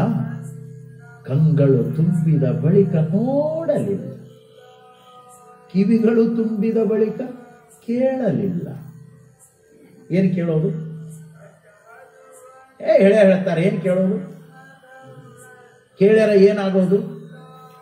ಇಂಥವ್ರಿಗೆ ಏನು ಹೇಳೋದದ ಈ ಜಗತ್ತಿನೊಳಗೆ? ವಿಚಾರ ಮಾಡಿ. ಕೇಳದೆ ಹೋದ್ರೆ ಎಷ್ಟು ನೋವು ಅನಿಸ್ತದ, ಎಷ್ಟು ದುಃಖ ಅನಿಸ್ತದ. ಒಂದು ವಯಸ್ಸಿನೊಳಗೆ ಬಹಳ ಚಲೋ ಇದ್ವು, ಕೇಳ್ತಿದ್ದಿ, ಖುಷಿ ಪಡ್ತಿದ್ದಿ. ವಯಸ್ಸಾದ್ಮೇಲೆ ಬಂದಾಗ್ಯಾವ, ಎಷ್ಟು ತ್ರಾಸದ. ಅವ್ರು ಅಂದಿದ್ದು ಇದಕ್ಕೆ ತಿಳಿಯಂಗಿಲ್ಲ, ಇದು ಅಂದಿದ್ದು ಅವ್ರಿಗೆ ತಿಳಿಯಂಗಿಲ್ಲ. ನೋಡ್ಬೇಕು ಜಗತ್ತಿನೊಳಗೆ. ನಿನ್ನೆ ಆಶ್ರಮದಿಂದ ಹಾರೋಗೇರಿಗೆ ನಾವು ಹೊರಟು ಬರುವಾಗ ಬೆಳಗ್ಗೆ 10 ಗಂಟೆಗೆ ಆಶ್ರಮ ಬಿಡಬೇಕು. ಒಬ್ಬ ಬಂದ, 101 ವಯಸ್ಸ 101, ಕೈಯಲ್ಲಿ ಕೋಲ್ ಹಿಡ್ಕೊಂಡು ಬಂದಾನ, ಗಡಗಡ ನಡ್ಕೋತ ಬಂದಾನ. ನಾವು ಅದೇ ತಾನೇ ಪ್ರಸಾದ ಮುಗಿಸಿ ಇನ್ನೇನು ಗಾಡಿ ಹತ್ತಬೇಕು. ನಮ್ಮ ಹನುಮಂತು ನಮ್ಮ ಜೊತೆಗೆ ಇದ್ದ. ಪಾಪ ವಯಸ್ಸಾದ ಶತಾಯುಷಿ 101 ಬಂದಾನ. ಎದಕ್ ಬಂದ್ಯಪ್ಪ ಇಂಥ ತ್ರಾಸಿನೊಳಗ ಅಂದ. ನಾವಂದ್ವಿ, ಇಪ್ಪ ನಿಮ್ಮನ್ನು ಭೇಟಿ ಆಗ್ಬೇಕಂತ ಮನಸ್ಸಾತ್ರಿ ಬಂದೀನಿ. ಅವ ಏನೋ ಮಾತಾಡ್ತಾನೆ, ಖರೆ ನಾವೇನು ಮಾತಾಡ್ತೀವಿ ಅವನಿಗೆ ಕೇಳಂಗಿಲ್ಲ. ನಾನಂದೆ, ಯಪ್ಪ ನಿನ್ ಕೂಡ ಇನ್ನೊಂದು 5 ನಿಮಿಷ ನಾನೇನಾದ್ರೂ ಮಾತಾಡ್ತಾ ನಿಂತ್ರ ಆರೋಗ್ಯರಿ ಪ್ರವಚನ ನನಗೆ ಬಂದಾಗ್ತದೆ. ಕಾರಣ ನಿನ್ ಕೂಡ ಒದರಿ ಧ್ವನಿ ಕಳ್ಕೊಂಡು ಬಂದಿದಿ. ಭಾಳ ಚಲೋ ಆತಂತೇಳಿ ಕೈ ಸನ್ನಿ ಮಾಡಿ, ಬಾಯಿ ಸನ್ನಿ ಮಾಡಿ, ಅಲ್ಲೇ ಕುಂದ್ರಿಸಿ ಒಂದು ತಾಟಿನೊಳಗೆ ಪ್ರಸಾದ ಹಚ್ಕೊಂಡು ಬಂದು ಅವನಿಗೆ ಪ್ರಸಾದ ಕೊಟ್ಟು ಅವನಿಗೆ ಪ್ರಸಾದ ಮಾಡಿಸಿ, ಇನ್ನು ಮುಗೀತು 101 ದಾಟಿದಿ, ಮಠದಾಗ ಪ್ರಸಾದ ತಗೊಂಡಿದಿ, ಸುಮ್ಮ ನಡೆದ ಬಿಡಿ ಇನ್ನ ಅಂತೀವಿ ನಾವು. ಇನ್ನು ಭಾಳ ತಡ ಮಾಡೋದ ಬೇಡ. ಅದ್ರೊಳಗೆ 2 ಅರ್ಥ ಇತ್ತು. ಇಲ್ಲಿಂದ ನಡಿ ಅನ್ನೋದು ಒಂದು ಆತು, ಮತ್ತು ನಡೆದ ಬಿಡುವ ಕಡೆ. ನಗ್ತಿದ್ದ ಹನುಮಂತ, ನಿನ್ನೆ ಭಾರಿ ಹೇಳಿದ್ರಿ ಅಲ್ರಿ ಅಪ್ಪ ಅವ್ರೆ. ಮತ್ತು ಭಾರಿನ ಹೇಳ್ಬೇಕಲ್ಲ, ತೇರಿ ಹೇಳ್ಕೋತ ಕೂತ್ರಿ ನಡೆಯೋದಿಲ್ಲ ಅದು ಅಂತೀವಿ ನಾವು. ವಿಚಾರ ಮಾಡಿ. ಕೈಗಳು ತುಂಬಿದ ಬಳಿಕ ಪೂಜಿಸಲಿಲ್ಲ. ನೋಡಿ, ಯಾವ ಇಂದ್ರಿಯಗಳು ಯಾವ ರೀತಿಯೊಳಗೆ ಉಪಯೋಗ ಆಗಬೇಕು, ಈ ಶರೀರ ಸಂಪತ್ತನ್ನು ಹೆಂಗ ಸದ್ವಿನಿಯೋಗ ಮಾಡಿಕೊಳ್ಬೇಕು ಅನ್ನೋದನ್ನ ಅಪ್ಪ ಅವರು ಇಟ್ಟು ಚಂದ ಹೇಳಿದ್ರಲ್ಲ. ಮಹಂತ ಕೂಡಲ ಸಂಗಮ ದೇವ ಅಂತವನ್ನ ಮೀರಿದ್ದು ಅದು ಮಹಾಂತ, ಅದು ದೊಡ್ಡದು, ಅದು ಘನ, ಅದು ಪರಂಜ್ಯೋತಿ. ಆ ಸತ್ಯ ತತ್ವ ಈ ಬದುಕಿಗೆ ಅದ್ಭುತವಾದ ಕಾಯ ಸಂಪತ್ತನ್ನು ಕೊಟ್ಟಿದೆ. ಬೆಲೆಯುಳ್ಳ ಸಂಪತ್ತಿದೆ. ಇದರ ಜೊತೆಗೆ 2ನೇ ಸಂಪತ್ತು ಕಾಯ ಸಂಪತ್ತು, ಇದರ ಜೊತೆಗೆ ಅಪರೂಪವಾಗಿರುವಂಥ ಅರಿವಿನ ಸಂಪತ್ತು. ಬುದ್ಧಿ, ಜ್ಞಾನ, ಮನಸ್ಸು, ನೀವೇನಂತೀರಿ ಅನ್ರಿ, ಒಟ್ಟಾರೆ ಅರಿವಿನ ಸಂಪತ್ತು. ಇದರೊಳಗ ಅಂತ ಅದ್ಭುತವಾದ ಅರಿವನ್ನ ತುಂಬ್ಯಾನ. ಆ ಅರಿವೇ ಎಲ್ಲ ಆನಂದಕ್ಕೂ ಕಾರಣ ಆಗ್ಯದ. ಅರಿವಿಲ್ಲದೆ ಹೋಗಿದ್ರ ಈ ಜಗತ್ತಿನೊಳಗ ಎಂಥ ಘಟನೆಗಳು ನಡೆದು ಹೋಗಿ ಬಿಡ್ತಿದ್ವು. ಇಷ್ಟು ಅರಿವಿದ್ರೆ ಇಷ್ಟು ಫಜಿತ್ಯದ ಜೀವನ. ಇಷ್ಟೆಲ್ಲ ಇದ್ರು ಎಲ್ಲರೂ ಅರಿವಿನ ಮೂಲಕ ಓದ್ತೇವೆ, ಬರೀತೇವೆ, ಪದವಿಗಳನ್ನು ಪಡಿತೇವೆ, ಡಿಗ್ರಿಗಳನ್ನು ಪಡ್ಕೊಳ್ತೇವೆ, ಏನೆಲ್ಲ ಮಾಡ್ತೇವೆ ಅಂದ್ರೂ ಕೂಡ ಈ ಜಗತ್ತಿನೊಳಗೆ ಸಮಸ್ಯೆಗಳು. ವಿಚಾರ ಮಾಡಿ, ಎಂಥ ಸಂಪತ್ತನ್ನು ಕೊಟ್ಟ ಅರಿವಿನ ಸಂಪತ್ತು. ಅದರ ಜೊತೆಗೆ ಭಗವಂತ ಕೊಟ್ಟ ಇನ್ನೊಂದು ಬಹಳ ಬೆಲೆಯುಳ್ಳ ಸಂಪತ್ತು ಅಂದ್ರೆ ಭಾವ ಸಂಪತ್ತು. ಭಾವ, ಆ ಭಾವನೆಗಳ ತರಂಗಗಳು, ಆ ಭಾವನೆಯ ಅಪರೂಪವಾಗಿರುವಂಥ ಅನುಭವ, ಅದರ ಅಭಿವ್ಯಕ್ತಿ, ಇದೆಲ್ಲವೂ ಕೂಡ ಜೀವನವನ್ನು ನಡೆಸಿಕೊಂಡು ಹೋಗ್ತದೆ. ಆ ಭಾವನೆಗಳು ಬರ್ತಾವೆ ಅಂತ ತಿಳ್ಕೊಂಡೆ ವೇದ, ಉಪನಿಷತ್ತು, ಆಗಮ, ಸಿದ್ಧಾಂತ, ತರ್ಕ, ಮೀಮಾಂಸಾ, ವ್ಯಾಕರಣ, ಆ ಶಾಸ್ತ್ರ, ಈ ಶಾಸ್ತ್ರ, ಹಿಂದೂಸ್ತಾನಿ, ಕರ್ನಾಟಕ ಏನೆಲ್ಲ ಬಂದಿದ್ದು ಎಲ್ಲಿಂದ? ಭಾವದಿಂದ. ಹೊರಹೊಮ್ಮಿದ ದೊಡ್ಡ ಸಂಪತ್ತಿಗೆ ಭಗವಂತ ಕೊಟ್ಟಂತ ಮೂಲ ಸಂಪತ್ತು ಭಾವ ಸಂಪತ್ತು. ಆ ಭಾವದಿಂದ ಹೊರಬಂದದ್ದೇ ಅದು ಅನುಭವಿಸಿ ಭಾವವಾಗಿ ಹೊರಬಂದದ್ದೇ ಅದು ಅನುಭಾವ ಸಂಪತ್ತು, ಅದು ವಚನ ಸಂಪತ್ತು. ವಿಚಾರ ಮಾಡುವಂತ ಮಾತು. ಶರೀರ ಸಂಪತ್ತು, ಬುದ್ಧಿ ಸಂಪತ್ತು, ಭಾವ ಸಂಪತ್ತು. ಅದರ ಜೊತೆಗೆ ದೇವರು ನಮಗೆಲ್ಲ ಕೊಟ್ಟಿರುವಂಥ ಇನ್ನೊಂದು ಅಪರೂಪದ ಸಂಪತ್ತು ನಗುವಿನ ಸಂಪತ್ತು. ನಗಬೇಕು ಮನುಷ್ಯ. ಒತ್ತಡಗಳನ್ನ ಒಂದಿಷ್ಟು ದೂರ ಮಾಡಿಕೊಂಡು ನಗುತ್ತಾ ನಗುತ್ತಾ ನಗುತ್ತಾ ಹಸನಾದ ಜೀವನವನ್ನ ಕಳೆದು ವ್ಯಸನ ಮುಕ್ತನಾಗುವುದಕ್ಕೆ ದೇವರು ನಮಗೆ ಕೊಟ್ಟಿರುವಂತ ಅಪರೂಪದ ಸಂಪತ್ತು ನಗುವಿನ ಸಂಪತ್ತು. ಸೃಷ್ಟಿಯೊಳಗ ಮನುಷ್ಯನನ್ನು ಬಿಟ್ರ ಬೇರೆ ಯಾವ ಪ್ರಾಣಿ ಪಕ್ಷಿಗಳು ಕೂಡ ನಗೋದಿಲ್ಲ. ನಗುವ ಪ್ರಾಣಿ ಸೃಷ್ಟಿಯೊಳಗ ಯಾವುದಾದ್ರೂ ಇದ್ರ ಅದು ಮನುಷ್ಯ ಪ್ರಾಣಿ ಮಾತ್ರ. ಲಾಫಿಂಗ್ ಎನಿಮಲ್, ನಗುತ್ತಾನೆ ಮನುಷ್ಯ, ಖುಷಿ ಪಡ್ತಾನೆ, ಸಂತೋಷ ಪಡ್ತಾನೆ. ಇವತ್ತು ನೋಡಿ, ಒತ್ತಡಗಳು ಹೆಚ್ಚಾದ ಮೇಲೆ ನಗುವ ಸಲುವಾಗಿನೇ ಕ್ಲಬ್ಗಳನ್ನು ಮಾಡ್ಯಾರ. ಮೆಂಬರ್ ಆಗೋದಲ್ಲಿ ಎದಕ್ಕೂ ಅಲ್ಲ, ಬರೇ ನಗೋದಕ್ಕೆ. ಹಿಂಗ ನಗೋದು, ಇದನ್ನ ನಗು ಅಂತಾರ. ಇದಕ್ಕೆಲ್ಲ ಅವ್ರು ಹಿಂಗ ಅನಿಸ್ತಾರ, ಇವ್ರು ಅದ್ರ ನೋಡಿ ಈಗ ನಕ್ಕಿರಿ ಅಲ್ಲ, ಇದು ನಗು ನ್ಯಾಚುರಲ್, ಸಹಜ ನಗಬೇಕು, ಹಗರಾಗಬೇಕು. ಮನಸ್ಸು, ಭಾವ ಎಲ್ಲ ನಗಬೇಕು. ಅದಕ್ಕಾಗಿನೇ DVG ಮಂಕುತಿಮ್ಮನ ಕಗ್ಗದಲ್ಲಿ ಬಹಳ ಚಂದ ಬರೆದ್ರಲ್ಲ, ನಗುವು ಸಹಜದ ಧರ್ಮ, ನಗಿಸುವುದು ಪರಧರ್ಮ, ನಗುತ್ತಾ ನಗಿಸುತ್ತಾ ಬಾಳುವುದು ಅತಿಶಯದ ಧರ್ಮ. ಇದು ಸೃಷ್ಟಿಯ ಧರ್ಮ. ಅದ ಮಹಾತ್ಮರೆಲ್ಲ ನಕ್ಕೋತ ಇರ್ಯಪ್ಪ ಅಂತ ಅವ್ರು ಹೇಳಿದರು, ಅತ್ಕೋತ ಇರ್ರಿ ಅಂತ ಯಾರು ಹೇಳಿಲ್ಲ. ಯಾವ ಧರ್ಮಶಾಸ್ತ್ರಗಳು ಹೇಳೋದಿಲ್ಲ.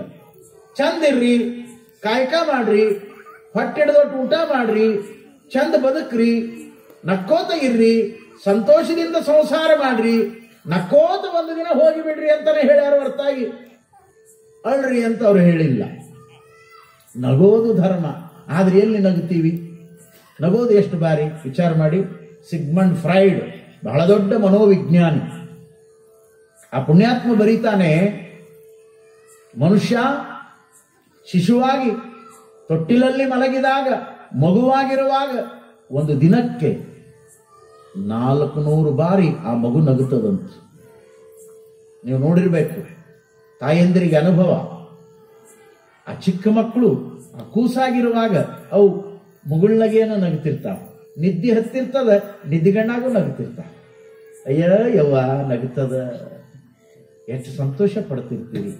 ಆ ನಗುವಿನಲ್ಲಿ ಎಂಥ ಅದ್ಭುತ ಆನಂದ ಇದೆ. ಆ ನಗುವಿನಲ್ಲಿ ಶಿವನ ದರ್ಶನವೇ ಆಗ್ತದೆ. ಅಂತ ಮಗುವಿನ ನಗುವನ್ನ ನೋಡಿ ಒಬ್ಬ ಕಳ್ಳನಾಗಿರುವಂತ ವ್ಯಕ್ತಿ ಒಬ್ಬ ಶರಣನಾಗಿ ಪರಿವರ್ತನೆಯಾದ 12ನೇ ಶತಮಾನದೊಳಗ ಆ ಶರಣನನ್ನೇ ನಾವು ನಗೆಮಾರಿ ತಂದೆ ಅಂತ ಕರಿತೇವೆ. ನಗೆಮಾರಿ ತಂದೆ ಅಂತ. ಮೊದಲು ಕಳ್ಳ, ಹೇಗೆ ಪೆದ್ದಣ್ಣ ಕಳ್ಳನೋ ಹಾಗೆ ಇವನೂ ಕೂಡ ಕಳ್ಳ. ಶ್ರೀಮಂತರ ಮನೆಗೆ ಹೋಗಿದ್ದಾನೆ ಕಳುವಿಗೆ. ಅವರೆಲ್ಲ ಮಲಗಿದ್ರು. ಕಳ್ಳರು ಯಾವಾಗಲೂ ಕೂಡ ಇದ್ದವರ ಮನೆಗೆ ಹೋಗ್ತಾರೆ ವಿನಃ ಇಲ್ಲದವರ ಮನೆಗೆ ಬರೋದಿಲ್ಲ. ಇದನ್ನು ತಿಳ್ಕೋಬೇಕು ಚಂದ. ಇಲ್ಲದವ್ರ ಮನೆಗೆ ಬಂದು ಏನ್ ತಗೊಂಡು ಹೋಗೋರು ಅವರು? ಇದ್ದವ್ರ ಮನೆಗೆ ಹೋದ್ರೆ ಬಹಳ ಚಂದ. ಇಲ್ಲದವ್ರ ಮನೆಗೆ ಬಂದ್ರ ಇದ್ದದ್ದು ಬಿಟ್ಟು ಹೋಗ್ಬೇಕಾಗ್ತದೆ. ಯಾವನೋ ಒಬ್ಬ ಕಳ್ಳ ಊರೆಲ್ಲ ಅಡ್ಡಾಡಿದಂತ, ಎಲ್ಲಿ ಅವಕಾಶ ಸಿಗಲಿಲ್ಲ. ಕಳ್ಳರಿಗೆ ಒಂದು ದಿನ ಕಳುವು ಮಾಡಲಿಲ್ಲ ಅಂದ್ರೆ ಸಮಾಧಾನ ಆಗೋದಿಲ್ಲ. ಅವು ಚಟ ಇರ್ತಾವ ಅವ್ರಿಗೆ. ಕೆಲವರಿಗೆ ಕೆಲವು ಸಮಾಧಾನ ಕೊಡೋದಿಲ್ಲ. ಹಂಗ ಅವನಿಗೆ ಬೆಳಗಾನ ಓಡಾಡಿದ, ಎಲ್ಲಾ ಕಡೆ ನೋಡಿದ, ಎಲ್ಲಿ ಅವಕಾಶ ಸಿಗಲಿಲ್ಲ.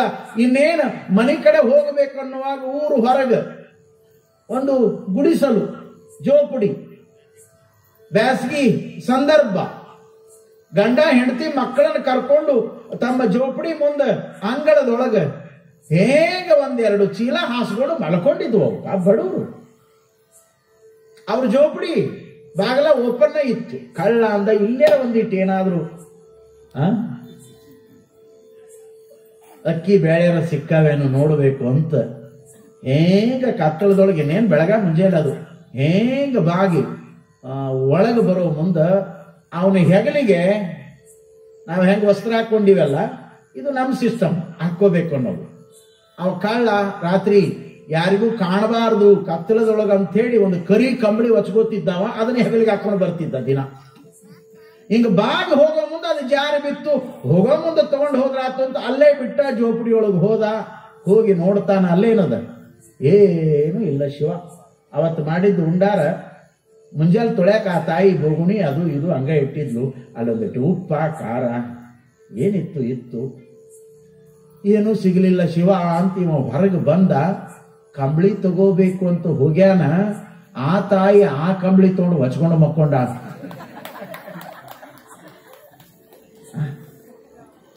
ಹೆಂಗದ ನೋಡ್ರಿ. ಇಲ್ಲದವ್ರ ಮನೆಗೆ ಹೋದ್ರೆ ಇದ್ದದ್ದು ಕಳ್ಕೊಂಡು ಬರ್ಬೇಕಂತ ಇವ ಅಂದ. ಇದ್ದ ಕಂಬಳಿಯನ್ನು ಕಳ್ಕೊಂಡೆ, ಮಂದಿದು ಕಳುವು ಮಾಡ್ತಿದ್ದೆ, ಈಕಿನ ಅಂದ ಕದ್ಕೊಂಡು ಹೊಚ್ಕೊಂಡ್ಲು. ನೋಡೋಣ ಕಾಲ ದಶೆಯಲ್ಲಿ ಹಿಂಗ ಬಿಟ್ರಿ ಎಳ್ಕೊಂಡಾರ ಹೋಗ್ಬೇಕಂತ 5 ನಿಮಿಷ ಕುಂತ, 10 ನಿಮಿಷ ಕುಂತ, ಅರ್ಧ ತಾಸು ಕುಂತ, ತಾಸು ಕುಂತ. ಆ ತಾಯಿ ಏನ್ ಜಪ್ಪನ್ಲಿ ಏನು ಬೆಳಕರಿತದ, ಇಲ್ಲೇ ನಿಂತ ಮಂದಿ ಬಂದು ಒದಿತಾರ ಅಂತ ತಿಳ್ಕೊಂಡು ಹಿಂಗ ಹೊಂಟಿದ್ದ. ಹೋಗೋ ಮುಂದೆ ಆ ತಾಯಿ ಎದ್ದು ಕುಂತಲ.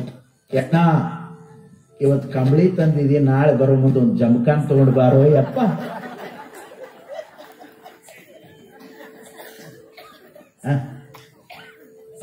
ಇದ್ದವ್ರ ಮನೆಗೆ ಕಳೆಗೆ ಹೋಗ್ಬೇಕಲ್ಲ. ನೋಡಿ, ಇವ ಸಿರಿವಂತರ ಮನೆಗೆ ಬಂದಾನ. ಮನೆಯಲ್ಲಿ ಇರುವುದನ್ನೆಲ್ಲದನ್ನು ಕೂಡ ಕದ್ದುಕೊಂಡು ಮುತ್ತು ರತ್ನ ಬೆಳ್ಳಿ ಬಂಗಾರ ಹಣ ಏನಿತ್ತು ಎಲ್ಲದನ್ನು ಚೀಲದೊಳಗೆ ಹಾಕೊಂಡು ಇನ್ನೇನು ಪರಾರಿ ಆಗಬೇಕು ಅನ್ನುವಾಗ ಅಲ್ಲೊಂದಿಷ್ಟು ದೀಪದ ಬೆಳಕು. ಆ ದೀಪದ ಬೆಳಕಿನೊಳಗ ತೊಟ್ಟಿಲಲ್ಲಿ ಒಂದು ಮುದ್ದಾದ ಮಗು ಮಲಗಿತ್ತು. ಎಲ್ಲರೂ ಮಲಗ್ಯಾರ. ಅದಕ್ಕೆ ಎಚ್ಚರಿಕೆ ಆಗ್ಯದ. ಅದು ಆ ದೀಪದ ಬೆಳಕನ್ನ ನೋಡ್ತಾ ನೋಡ್ತಾ ನೋಡ್ತಾ ಕುಲು ಕುಲು ಕುಲು ಕುಲು ನಗುತ್ತಾ ಇತ್ತು. ಇವ ಹಿಂಗ್ ಹೊಂಟಿದ್ದ. ಆ ದೀಪದ ಬೆಳಕಿನೊಳಗ ಆ ಮಗುವಿನ ನಗು ಏನ್ ಕಾಣ್ತಲ್ಲ, ಆ ನಗು ಇವನನ್ನ ಆಕರ್ಷಣೆ ಮಾಡಿತು. ನಗುವ ಮಕ್ಕಳನ್ನ ನೋಡಿದ್ರೆ ಯಾರು ಕೂಡ ಮುಂದೆ ಹೋಗಲ್ಲ. ಒಂದು ವೇಳೆ ಹಂಗ ಹೋದ್ರೆ ಅವರು ಮನುಷ್ಯರ ಪೈಕಿನೇ ಅಲ್ಲ ನನ್ನ ದೃಷ್ಟಿಯೊಳಗೆ. ಮಗು ಚಂದ ನಗುವಾಗ ಅದನ್ನ ನೋಡಿನೂ ನೋಡ್ಲಾರ್ದಂಗ ಹೋದ್ರ ಅವ್ರ ಪೈಕಿ ಅಲ್ಲ. ನೋಡಿ, ಬಹುಶಃ ಇಂಥ ಕಠೋರಿ ಕಳ್ಳನ ಹೃದಯದೊಳಗೂ ಕೂಡ ಆ ನಗು ಅದು ಸಹಜ ಧರ್ಮವಾಗಿ ಆಕರ್ಷಣೆ ಮಾಡಿತು. ಹೇಂಗ ಸನಿಹಕ್ಕ ಬಂದ ತೊಟ್ಟಿಲಲ್ಲಿ ಕುಲು ಕುಲು ಕುಲು ನಗುತ್ತದ. ಇವ ತಿಳ್ಕೊಂಡ ಇದನ್ನ ನನ್ನ ನೋಡಿ ನಗುತ್ತದ ಅಂತ ಹೇಳಿ. ಆ ಮಗು ನಗುತ್ತದ ದೀಪವನ್ನು ನೋಡಿ. ಬಂದ ಗಂಟು ಕೆಳಗಿಟ್ಟ, ಹೇಂಗ ಆ ತೊಟ್ಟಿಲದ ಚೌಕಟ್ಟನ್ನ ಹೇಂಗ್ ಹಿಡ್ಕೊಂಡು ಬಾಗಿ ಆ ಮಗುವಿನ ಜೊತೆಯಲ್ಲಿ ಇವನು ನಗಾಕ್ ಶುರು ಮಾಡಿದ. ಅದೂ ನಗುತ್ತದ, ಇವನು ನಗುತ್ತಾನ, ಅದೂ ನಗುತ್ತದ, ಇವನು ನಗುತ್ತಾನ. ಹಿಂಗ ನಕ್ಕೋತ ನಕ್ಕೋತ ನಕ್ಕೋತ ಇರುವಾಗ ನಾ ಕಳುವಿಗೆ ಇವ್ರ ಮನೆಗೆ ಬಂದೀನಿ ಅನ್ನೋದನ್ನ ಮರೆತ ನಿಂತ. ರಾತ್ರಿ ಕಳೆದು ಹೋಗಿದೆ, ಬೆಳಗಾಗಿದೆ, ಮನೆಯವರೆಲ್ಲ ಎದ್ದಿದ್ದಾರೆ. ಹೊರಗಡೆ ಬಂದು ನೋಡ್ತಾರೆ, ಯಾರು ನೀನು? ಆವಾಗ ಅವ ಹೇಳಿದ್ನಂತ, ನಾ ಯಾರನ್ನೋದನ್ನ ಮರ್ತೀನಿ. ನಾ ಯಾರು ಅನ್ನೋದನ್ನ ಈ ಮಗು ನಗುವಿನ ಮೂಲಕ ನನಗೆ ಸಾಕ್ಷಾತ್ಕಾರ ಮಾಡಿಕೊಟ್ಟದ. ಈ ನಗುವಿನೊಳಗೆ ಇಷ್ಟು ನೆಮ್ಮದಿ ಅದ ಅಂದ್ರ ಈ ಸಂಪತ್ತಿನೊಳಗೆ ದುಃಖ ತುಂಬ್ಯದ, ಸುಖ ಸಿಕ್ಕಿಲ್ಲ ನನಗ. ಇನ್ನ ಮೇಲೆ ನಾನು ಕಳ್ಳನಾಗಿ ಇರಲಾರೆ. ಈ ಸಂಪತ್ತು ನಿಮಗಿರ್ಲಿ. ನನ್ನ ಜೀವನದೊಳಗ ನಗು ಅನ್ನುವಂತ ಸಂಪತ್ತನ್ನೇ ತುಂಬಿಕೊಂಡು ಈ ಜಗತ್ತಿನ ಜೀವಿಗಳನ್ನ ನಗಿಸ್ತಾ ನಾನು ಬಾಳ್ತೇನೆ. ನಗಿಸುವುದೇ ನನ್ನ ಕಾಯಕ ಆಗಲಿ ಅಂತ ತಿಳ್ಕೊಂಡು ಪರಿವರ್ತನೆ ಹೊಂದಿರುವಂತ ಅಪರೂಪದ ಶರಣನೇ ನಗೆಮಾರಿ ತಂದೆ. ನಗೆಮಾರಿ ನೋಡಿ, ನಗುವಿನ ಸಂಪತ್ತು ಎಷ್ಟು ಸಮಾಧಾನ ಅನಿಸ್ತದೆ. ಮಹಾತ್ಮರು ಹೇಳಿದ ಮಾತುಗಳನ್ನು ನಾವು ಕೇಳಲೇ ಇಲ್ಲ ಜೀವನದೊಳಗೆ. ಶರಣರು ಅನುಭಾವಿಗಳು ಕೊಟ್ಟ ಅದ್ಭುತವಾದ ಜೀವನದ ಸಂದೇಶಗಳಿವೆಲ್ಲ. ಜಡವಾಗಿರುವಂತ ಬದುಕಿಗೆ ಜಂಗಮ ಇದು. ಇದು ಜಡದಲ್ಲಿ ಜಂಗಮ, ಇದು ಚೈತನ್ಯ ಜಂಗಮ, ಇದು ಬದುಕನ್ನ ಉಜ್ವಲಗೊಳಿಸುವಂತ ನಗುವಿನ ಜಂಗಮ. ವಿಚಾರ ಮಾಡುವಂತ ಮಾತುಗಳು. ಶರೀರ ಸಂಪತ್ತು, ಬುದ್ಧಿ ಸಂಪತ್ತು, ಭಾವ ಸಂಪತ್ತು, ನಗುವಿನ ಸಂಪತ್ತು, ಇನ್ನೊಂದು ಸಂಪತ್ತಿದೆ, ಬಹಳ ದೊಡ್ಡ ಸಂಪತ್ತು. ಬಹಳ ಜನರಿಗೆ ಗೊತ್ತೇ ಇಲ್ಲ. ಯಾವ ಸಂಪತ್ತು? ನಿದ್ರೆಯ ಸಂಪತ್ತು. ನಿದ್ರೆ ಅದು ಕೇವಲ ನಿದ್ರೆ ಅಲ್ಲ, ಅದು ಜೀವನದ ಎನರ್ಜಿ. ಯಾರು ತೃಪ್ತಿಕರವಾಗಿ ನಿದ್ರೆಯನ್ನ ಮಾಡ್ತಾರೋ ಅವರು ಆರೋಗ್ಯವಾಗಿರ್ತಾರೆ, ಅವರಿಗೆ ಮನೋ ನೆಮ್ಮದಿ ಇರ್ತದೆ, ಅವರು ಸಮಾಧಾನದ ಜೀವನವನ್ನು ಕಳೀತಾರೆ, ತಮ್ಮ ಮನೋವಿಚಾರಗಳನ್ನು ವಿಕಾಸಗೊಳಿಸಿಕೊಂಡು ಸಾಧನೆಯನ್ನ ಮಾಡ್ತಾರೆ. ಎಲ್ಲಿ ನಿದ್ದೆ ಇದೆ ಅಲ್ಲಿ ಶುದ್ಧವಾದ ಜೀವನ ಇದೆ. ನಿದ್ರೆ ಬಹಳ ದೊಡ್ಡ ಸಂಪತ್ತು. ಅದನ್ನು ನಮ್ಮ ಶರಣರು ಕೇವಲ ಭೋಗದ ನಿದ್ರೆಯಾಗಿ ಬಳಸಿಕೊಳ್ಳಲಿಲ್ಲ. ಇಡೀ ಧಾರ್ಮಿಕ ಆಧ್ಯಾತ್ಮದ ಪರಂಪರೆಯಲ್ಲಿ ನಿದ್ದೆಗೆ ಒಂದು ಅದ್ಭುತವಾದ ತತ್ವ ಸಿದ್ಧಾಂತವನ್ನು ಕೊಟ್ಟವರು 12ನೇ ಶತಮಾನದ ಶರಣರು. ನಿದ್ದೆಯನ್ನ ನಮ್ಮ ಶರಣರು ಭಾವಲಿಂಗ ಪೂಜೆ ಅಂತ ಕರೀತಾರೆ. ಇದು ಅರಿವಿನ ಅರ್ಚನೆಯ ಇಷ್ಟಲಿಂಗ ಪೂಜೆಯಾದರೆ ಆ ಅರ್ಚನೆಯ ಅನುಸಂಧಾನದ ಆನಂದದ ನಿಜವಾದ ತೃಪ್ತಿ ಅದು ನಿದ್ರಾವಸ್ಥೆ, ಅದು ಸುಪ್ತಾವಸ್ಥೆ. ಆ ಸುಪ್ತಾವಸ್ಥೆಯಲ್ಲಿ ಸಿಗುವಂತ ತೃಪ್ತಿಯೇ ಅದು ಭಾವಲಿಂಗ ಪೂಜೆ. ಭಾವಲಿಂಗ ಪೂಜೆ ಇದನ್ನು ಅನುಭವಿಸಿದ್ರಲ್ಲ ಅಪ್ಪ ಅವರು ಹೇಳೋದಿಲ್ವೇ? ಶರಣ ನಿದ್ರೆಗೈದರೆ ಜಪ ಕಾಣಿರೋ. ಬೆಳತನ ಒದ್ದಾಡೋದಲ್ಲ, ಈ ಕಡೆಯಿಂದ ಆ ಕಡೆ, ಆ ಕಡೆಯಿಂದ ಈ ಕಡೆ ನೋಡ್ಬೇಕು. ನಮ್ಮ ಜನ ಜಪಾನ್ ಬೆಡ್ ತರಿಸ್ಯಾರ. ಆ ಬೆಡ್ಗೆ 5 ಲಕ್ಷ, ಒಂದಲ್ಲ ಎರಡು. ಜಪಾನ್ ಬೆಡ್ 5 ಲಕ್ಷ ಬರೀ ಬೆಡ್ಗೆ. ಬೆಡ್ಶೀಟ್ ಬೇರೆ ಮೆತ್ತ ಅದ್ರ ಮೇಲೆ. ಮತ್ತು 5 ಲಕ್ಷದ ಬೆಡ್ ಇದ್ದ ಮೇಲೆ ಬೆಡ್ಶೀಟ್ ಎಷ್ಟಿರ್ತದೆ ನೀವೇ ವಿಚಾರ ಮಾಡ್ರಿ. ನಾನು ನೋಡಿನ ಬಹಳ ದೊಡ್ಡ ದೊಡ್ಡ ಮನ್ಯಾಗ 5 ಲಕ್ಷದ ಬೆಡ್, ಜಪಾನ್ ಬೆಡ್. ಅದ್ರ ಮೇಲೆ ಮಲಗ್ಯಾರ. ಸಾದಾ ಸೀದಾ ಮನೆ ಅಲ್ಲ, ಏರ್ ಕಂಡೀಷನ್ ರೂಮ್, ಕೂಲ್ ಆಗ್ಯದ. ಅದು ಕೂಲ್ ಅದ. ಯಾವುದು ಅದು? ಅದು ಕೂಲ್ ಅದ. ಇವರು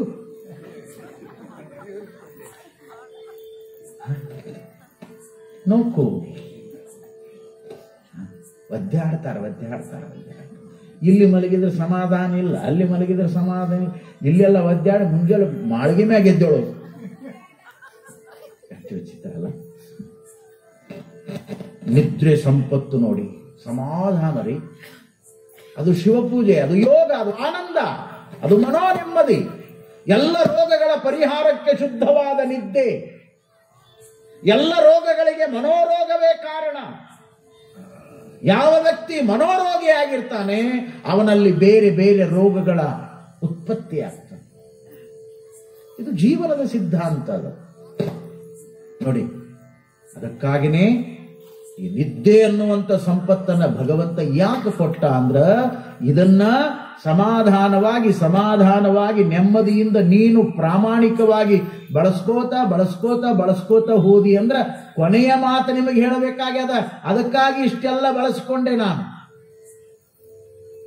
ಯಾವುದು ಇದು ನಿದ್ದೆ ಅನ್ನೋದು? ಇದು ನಿತ್ಯ ಬದುಕಿನೊಳಗ ಬಳಕೆಯಾಗಿ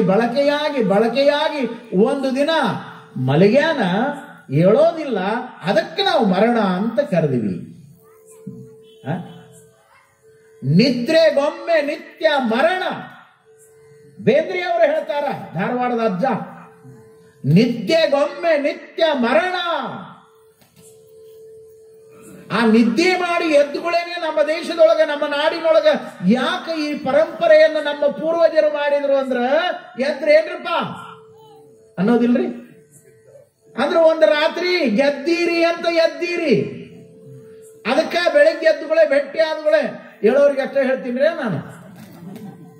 ಬೆಳಕರ್ದು ಜಲ್ದಿ ಎದ್ದು ದಾರಿಯಾಗ ಬಂದು ಭೇಟಿಯಾಗಿ ಮಾತಾಡೋರಿಗೆ ಅಷ್ಟೇ ಹೇಳ್ತೀನಿ. ಸೂರ್ಯ ನೆತ್ತಿಗೆ ಬರೋತನ ಮಲಗೋರು ಸುದ್ದಿ ಅಲ್ಲ ಇದು. ಎದ್ದುಗಳೇ ನೋಡ್ರಿ, ಹಳ್ಳಿಯೊಳಗ ಎಲ್ಲಾ ಕಡೆನೂ ಕೂಡ ನಮ್ಮ ಪೂರ್ವಜರು ಹೊರಗೆ ಹೊಂಟುಗಳೇನೆ ಎದುರಿಗೆ ಭೇಟಿ ಆದ್ಗಳು. ಶಿವ ಶರಣು, ರಾಮ್ ಎದ್ರೇನ್ರಿಪ್ಪ? ಶಿವ ಎದ್ದಿವ್ರಪ್ಪ. ನೀವು ಎದ್ರೇನ್ರಿಪ್ಪ? ನಾವು ಎದ್ದಿವ್ರಪ್ಪ. ಎದ್ದಾರಂತಾನೆ ಭೇಟಿಯಾಗ್ಯಾರ. ಮತ್ತೆ ಎದ್ದಿರ್ಲಿಲ್ಲ ಅಂದ್ರೆ ಊರು ತುಂಬಾ ಸುದ್ದಿ ಆಗ್ತಿದ್ರು. ಹೋಗ್ಯಾನ ಯಾವಾಗ ಮಲಗಿದಾಗ ನೋಡಿ. ನಿದ್ದೆಗೊಮ್ಮೆ ನಿತ್ಯ ಮರಣ. ಈ ಸಂಪತ್ತುಗಳನ್ನ ಯಾಕೆ ಕೊಟ್ಟ ಅಂದ್ರ, ನಿದ್ರಾ ಸಂಪತ್ತನ್ನ ಬಳಸ್ಕೊಂಡು ಒಂದು ದಿನ ಮಲಗ್ತಾನ ಮನುಷ್ಯ. ಮಲಗಿದವ ಹೇಳಂಗಿಲ್ಲ. ಅದಕ್ಕೊಂದು ಶಬ್ದವನ್ನ ನಮ್ಮವರು ಕೊಟ್ಟರು. ಆ ಶಬ್ದ ಯಾವುದು ಅಂದ್ರೆ ಚಿರನಿದ್ರೆ.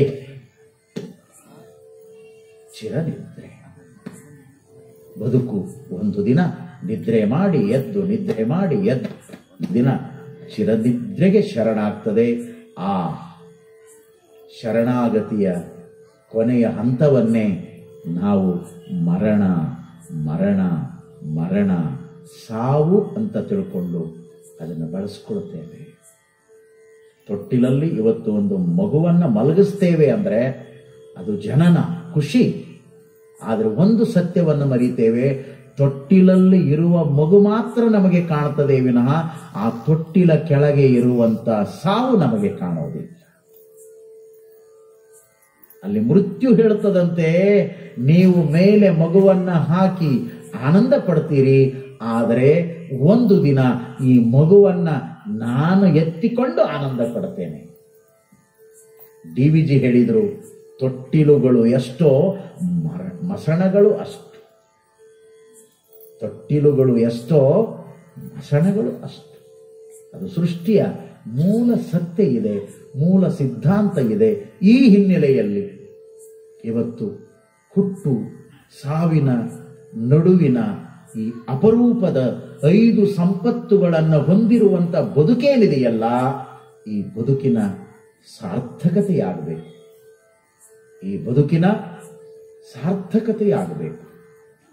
ಆ ಸಾರ್ಥಕತೆಯನ್ನ ಮಾಡಿದವರೇ ಶರಣರು, ಸಂತರು, ಮಹಾನುಭಾವರು, ರಾಷ್ಟ್ರಕ್ಕಾಗಿ ತಮ್ಮನ್ನ ತಾವು ಅರ್ಪಿಸಿಕೊಂಡವರು, ಸಾಮಾನ್ಯ ಕೃಷಿ ಕಾಯಕವನ್ನ ಮಾಡ್ತಾ ಅನ್ನದಾತರಾದವರು. ಈ ನಾಡಿನೊಳಗ ಎಷ್ಟೋ ಜನ ಮಹಾನುಭಾವರು ಸಾರ್ಥಕತೆಯನ್ನ, ಬದುಕಿನ ಸಾರ್ಥಕತೆಯನ್ನ, ಭಗವಂತ ಕೊಟ್ಟ ಆಯುಷ್ಯವನ್ನ ಬಳಸಿಕೊಂಡು ಆನಂದ ಪಡಬೇಕು. ಈ ಜೀವನದ ನಿಜವಾದ ಸಾರ್ಥಕತೆಯನ್ನು ಹೊಂದಬೇಕು. ಅಪ್ಪ ಅವರು ಒಂದು ಮಾತನ್ನು ಹೇಳ್ತಾರೆ, ಬಹಳ ಸುಂದರವಾದ ಮಾತದು. ನಾನು ಮತ್ತೆ ಮತ್ತೆ ಆ ಮಾತನ್ನು ನೆನಪು ಮಾಡಿಕೊಳ್ಳುತ್ತಿರ್ತೇನೆ. ಕೂಡಲ ಸಂಗಮ ದೇವ, ನೀ ಕೊಟ್ಟ ಆಯುಷ್ಯವ ನಾನು ಪೂರ್ಣ ಸವೆಸುವೆ ಅಂತಾನೆ ಬಸವಣ್ಣ. ಆಯುಷ್ಯವನ್ನ ಪೂರ್ಣ ಸವೆಸೋದು. ಎಷ್ಟು ಕೊಟ್ಟಿದಾನೋ ಗೊತ್ತಿಲ್ಲ, ಯಾವಾಗ ಕರ್ಕೊಳ್ತಾನೋ ಗೊತ್ತಿಲ್ಲ. ಆ ಕೊಟ್ಟಿರುವ ಆಯುಷ್ಯವನ್ನ ಪೂರ್ಣ ಸವೆಸಬೇಕು, ಅವನಿಗೆ ಅರ್ಪಿಸಬೇಕು. ಇಂಥ ಅರ್ಥದಲ್ಲಿ ಅಪ್ಪ ಅವರು ನೀ ಕೊಟ್ಟ ಆಯುಷ್ಯವ ಪೂರ್ಣ ಸವೆಸುವೆ ಅಂತಾರಲ್ಲ, ಇದು ಬಹಳ ಅಪರೂಪವಾಗಿರುವಂತ ಎತ್ತರದ ಮಾತು, ಅರಿವಿನ ಮಾತು, ಸತ್ಯದ ಮಾತು, ಸೃಷ್ಟಿಯ ಸಹಜವಾಗಿರುವಂತ ಸತ್ಯತೆಯ ಪ್ರಜ್ಞೆ ಅನ್ನುವುದನ್ನ ನಾವ್ಯಾರೂ ಕೂಡ ಜೀವನದಲ್ಲಿ ಮರಿಬಾರದು.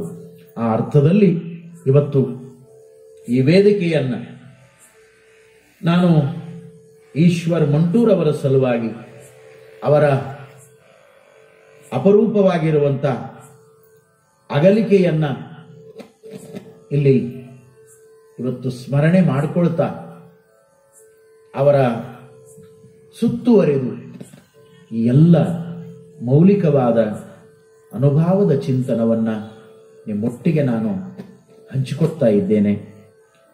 ಇಲಕಲ್ ಅಪ್ಪಗಳ ಕೃಪಾಕ್ಷೇತ್ರದಲ್ಲಿ ತಮ್ಮ ಪ್ರವಚನದ ನುಡಿ ಸೇವೆಯನ್ನ ಇವತ್ತು ನಾಡಿನ ತುಂಬ ಮಾಡುವುದರ ಮೂಲಕ ಅವರು ಒಂದರ್ಥದಲ್ಲಿ ಸಂಚಲನವನ್ನು ಉಂಟು ಮಾಡಿದ್ರು. ಈಶ್ವರ್ ಮಂಟೂರ್ ಅವರು ಅಪರೂಪದ ಗಾಯಕರಾಗಿದ್ರು.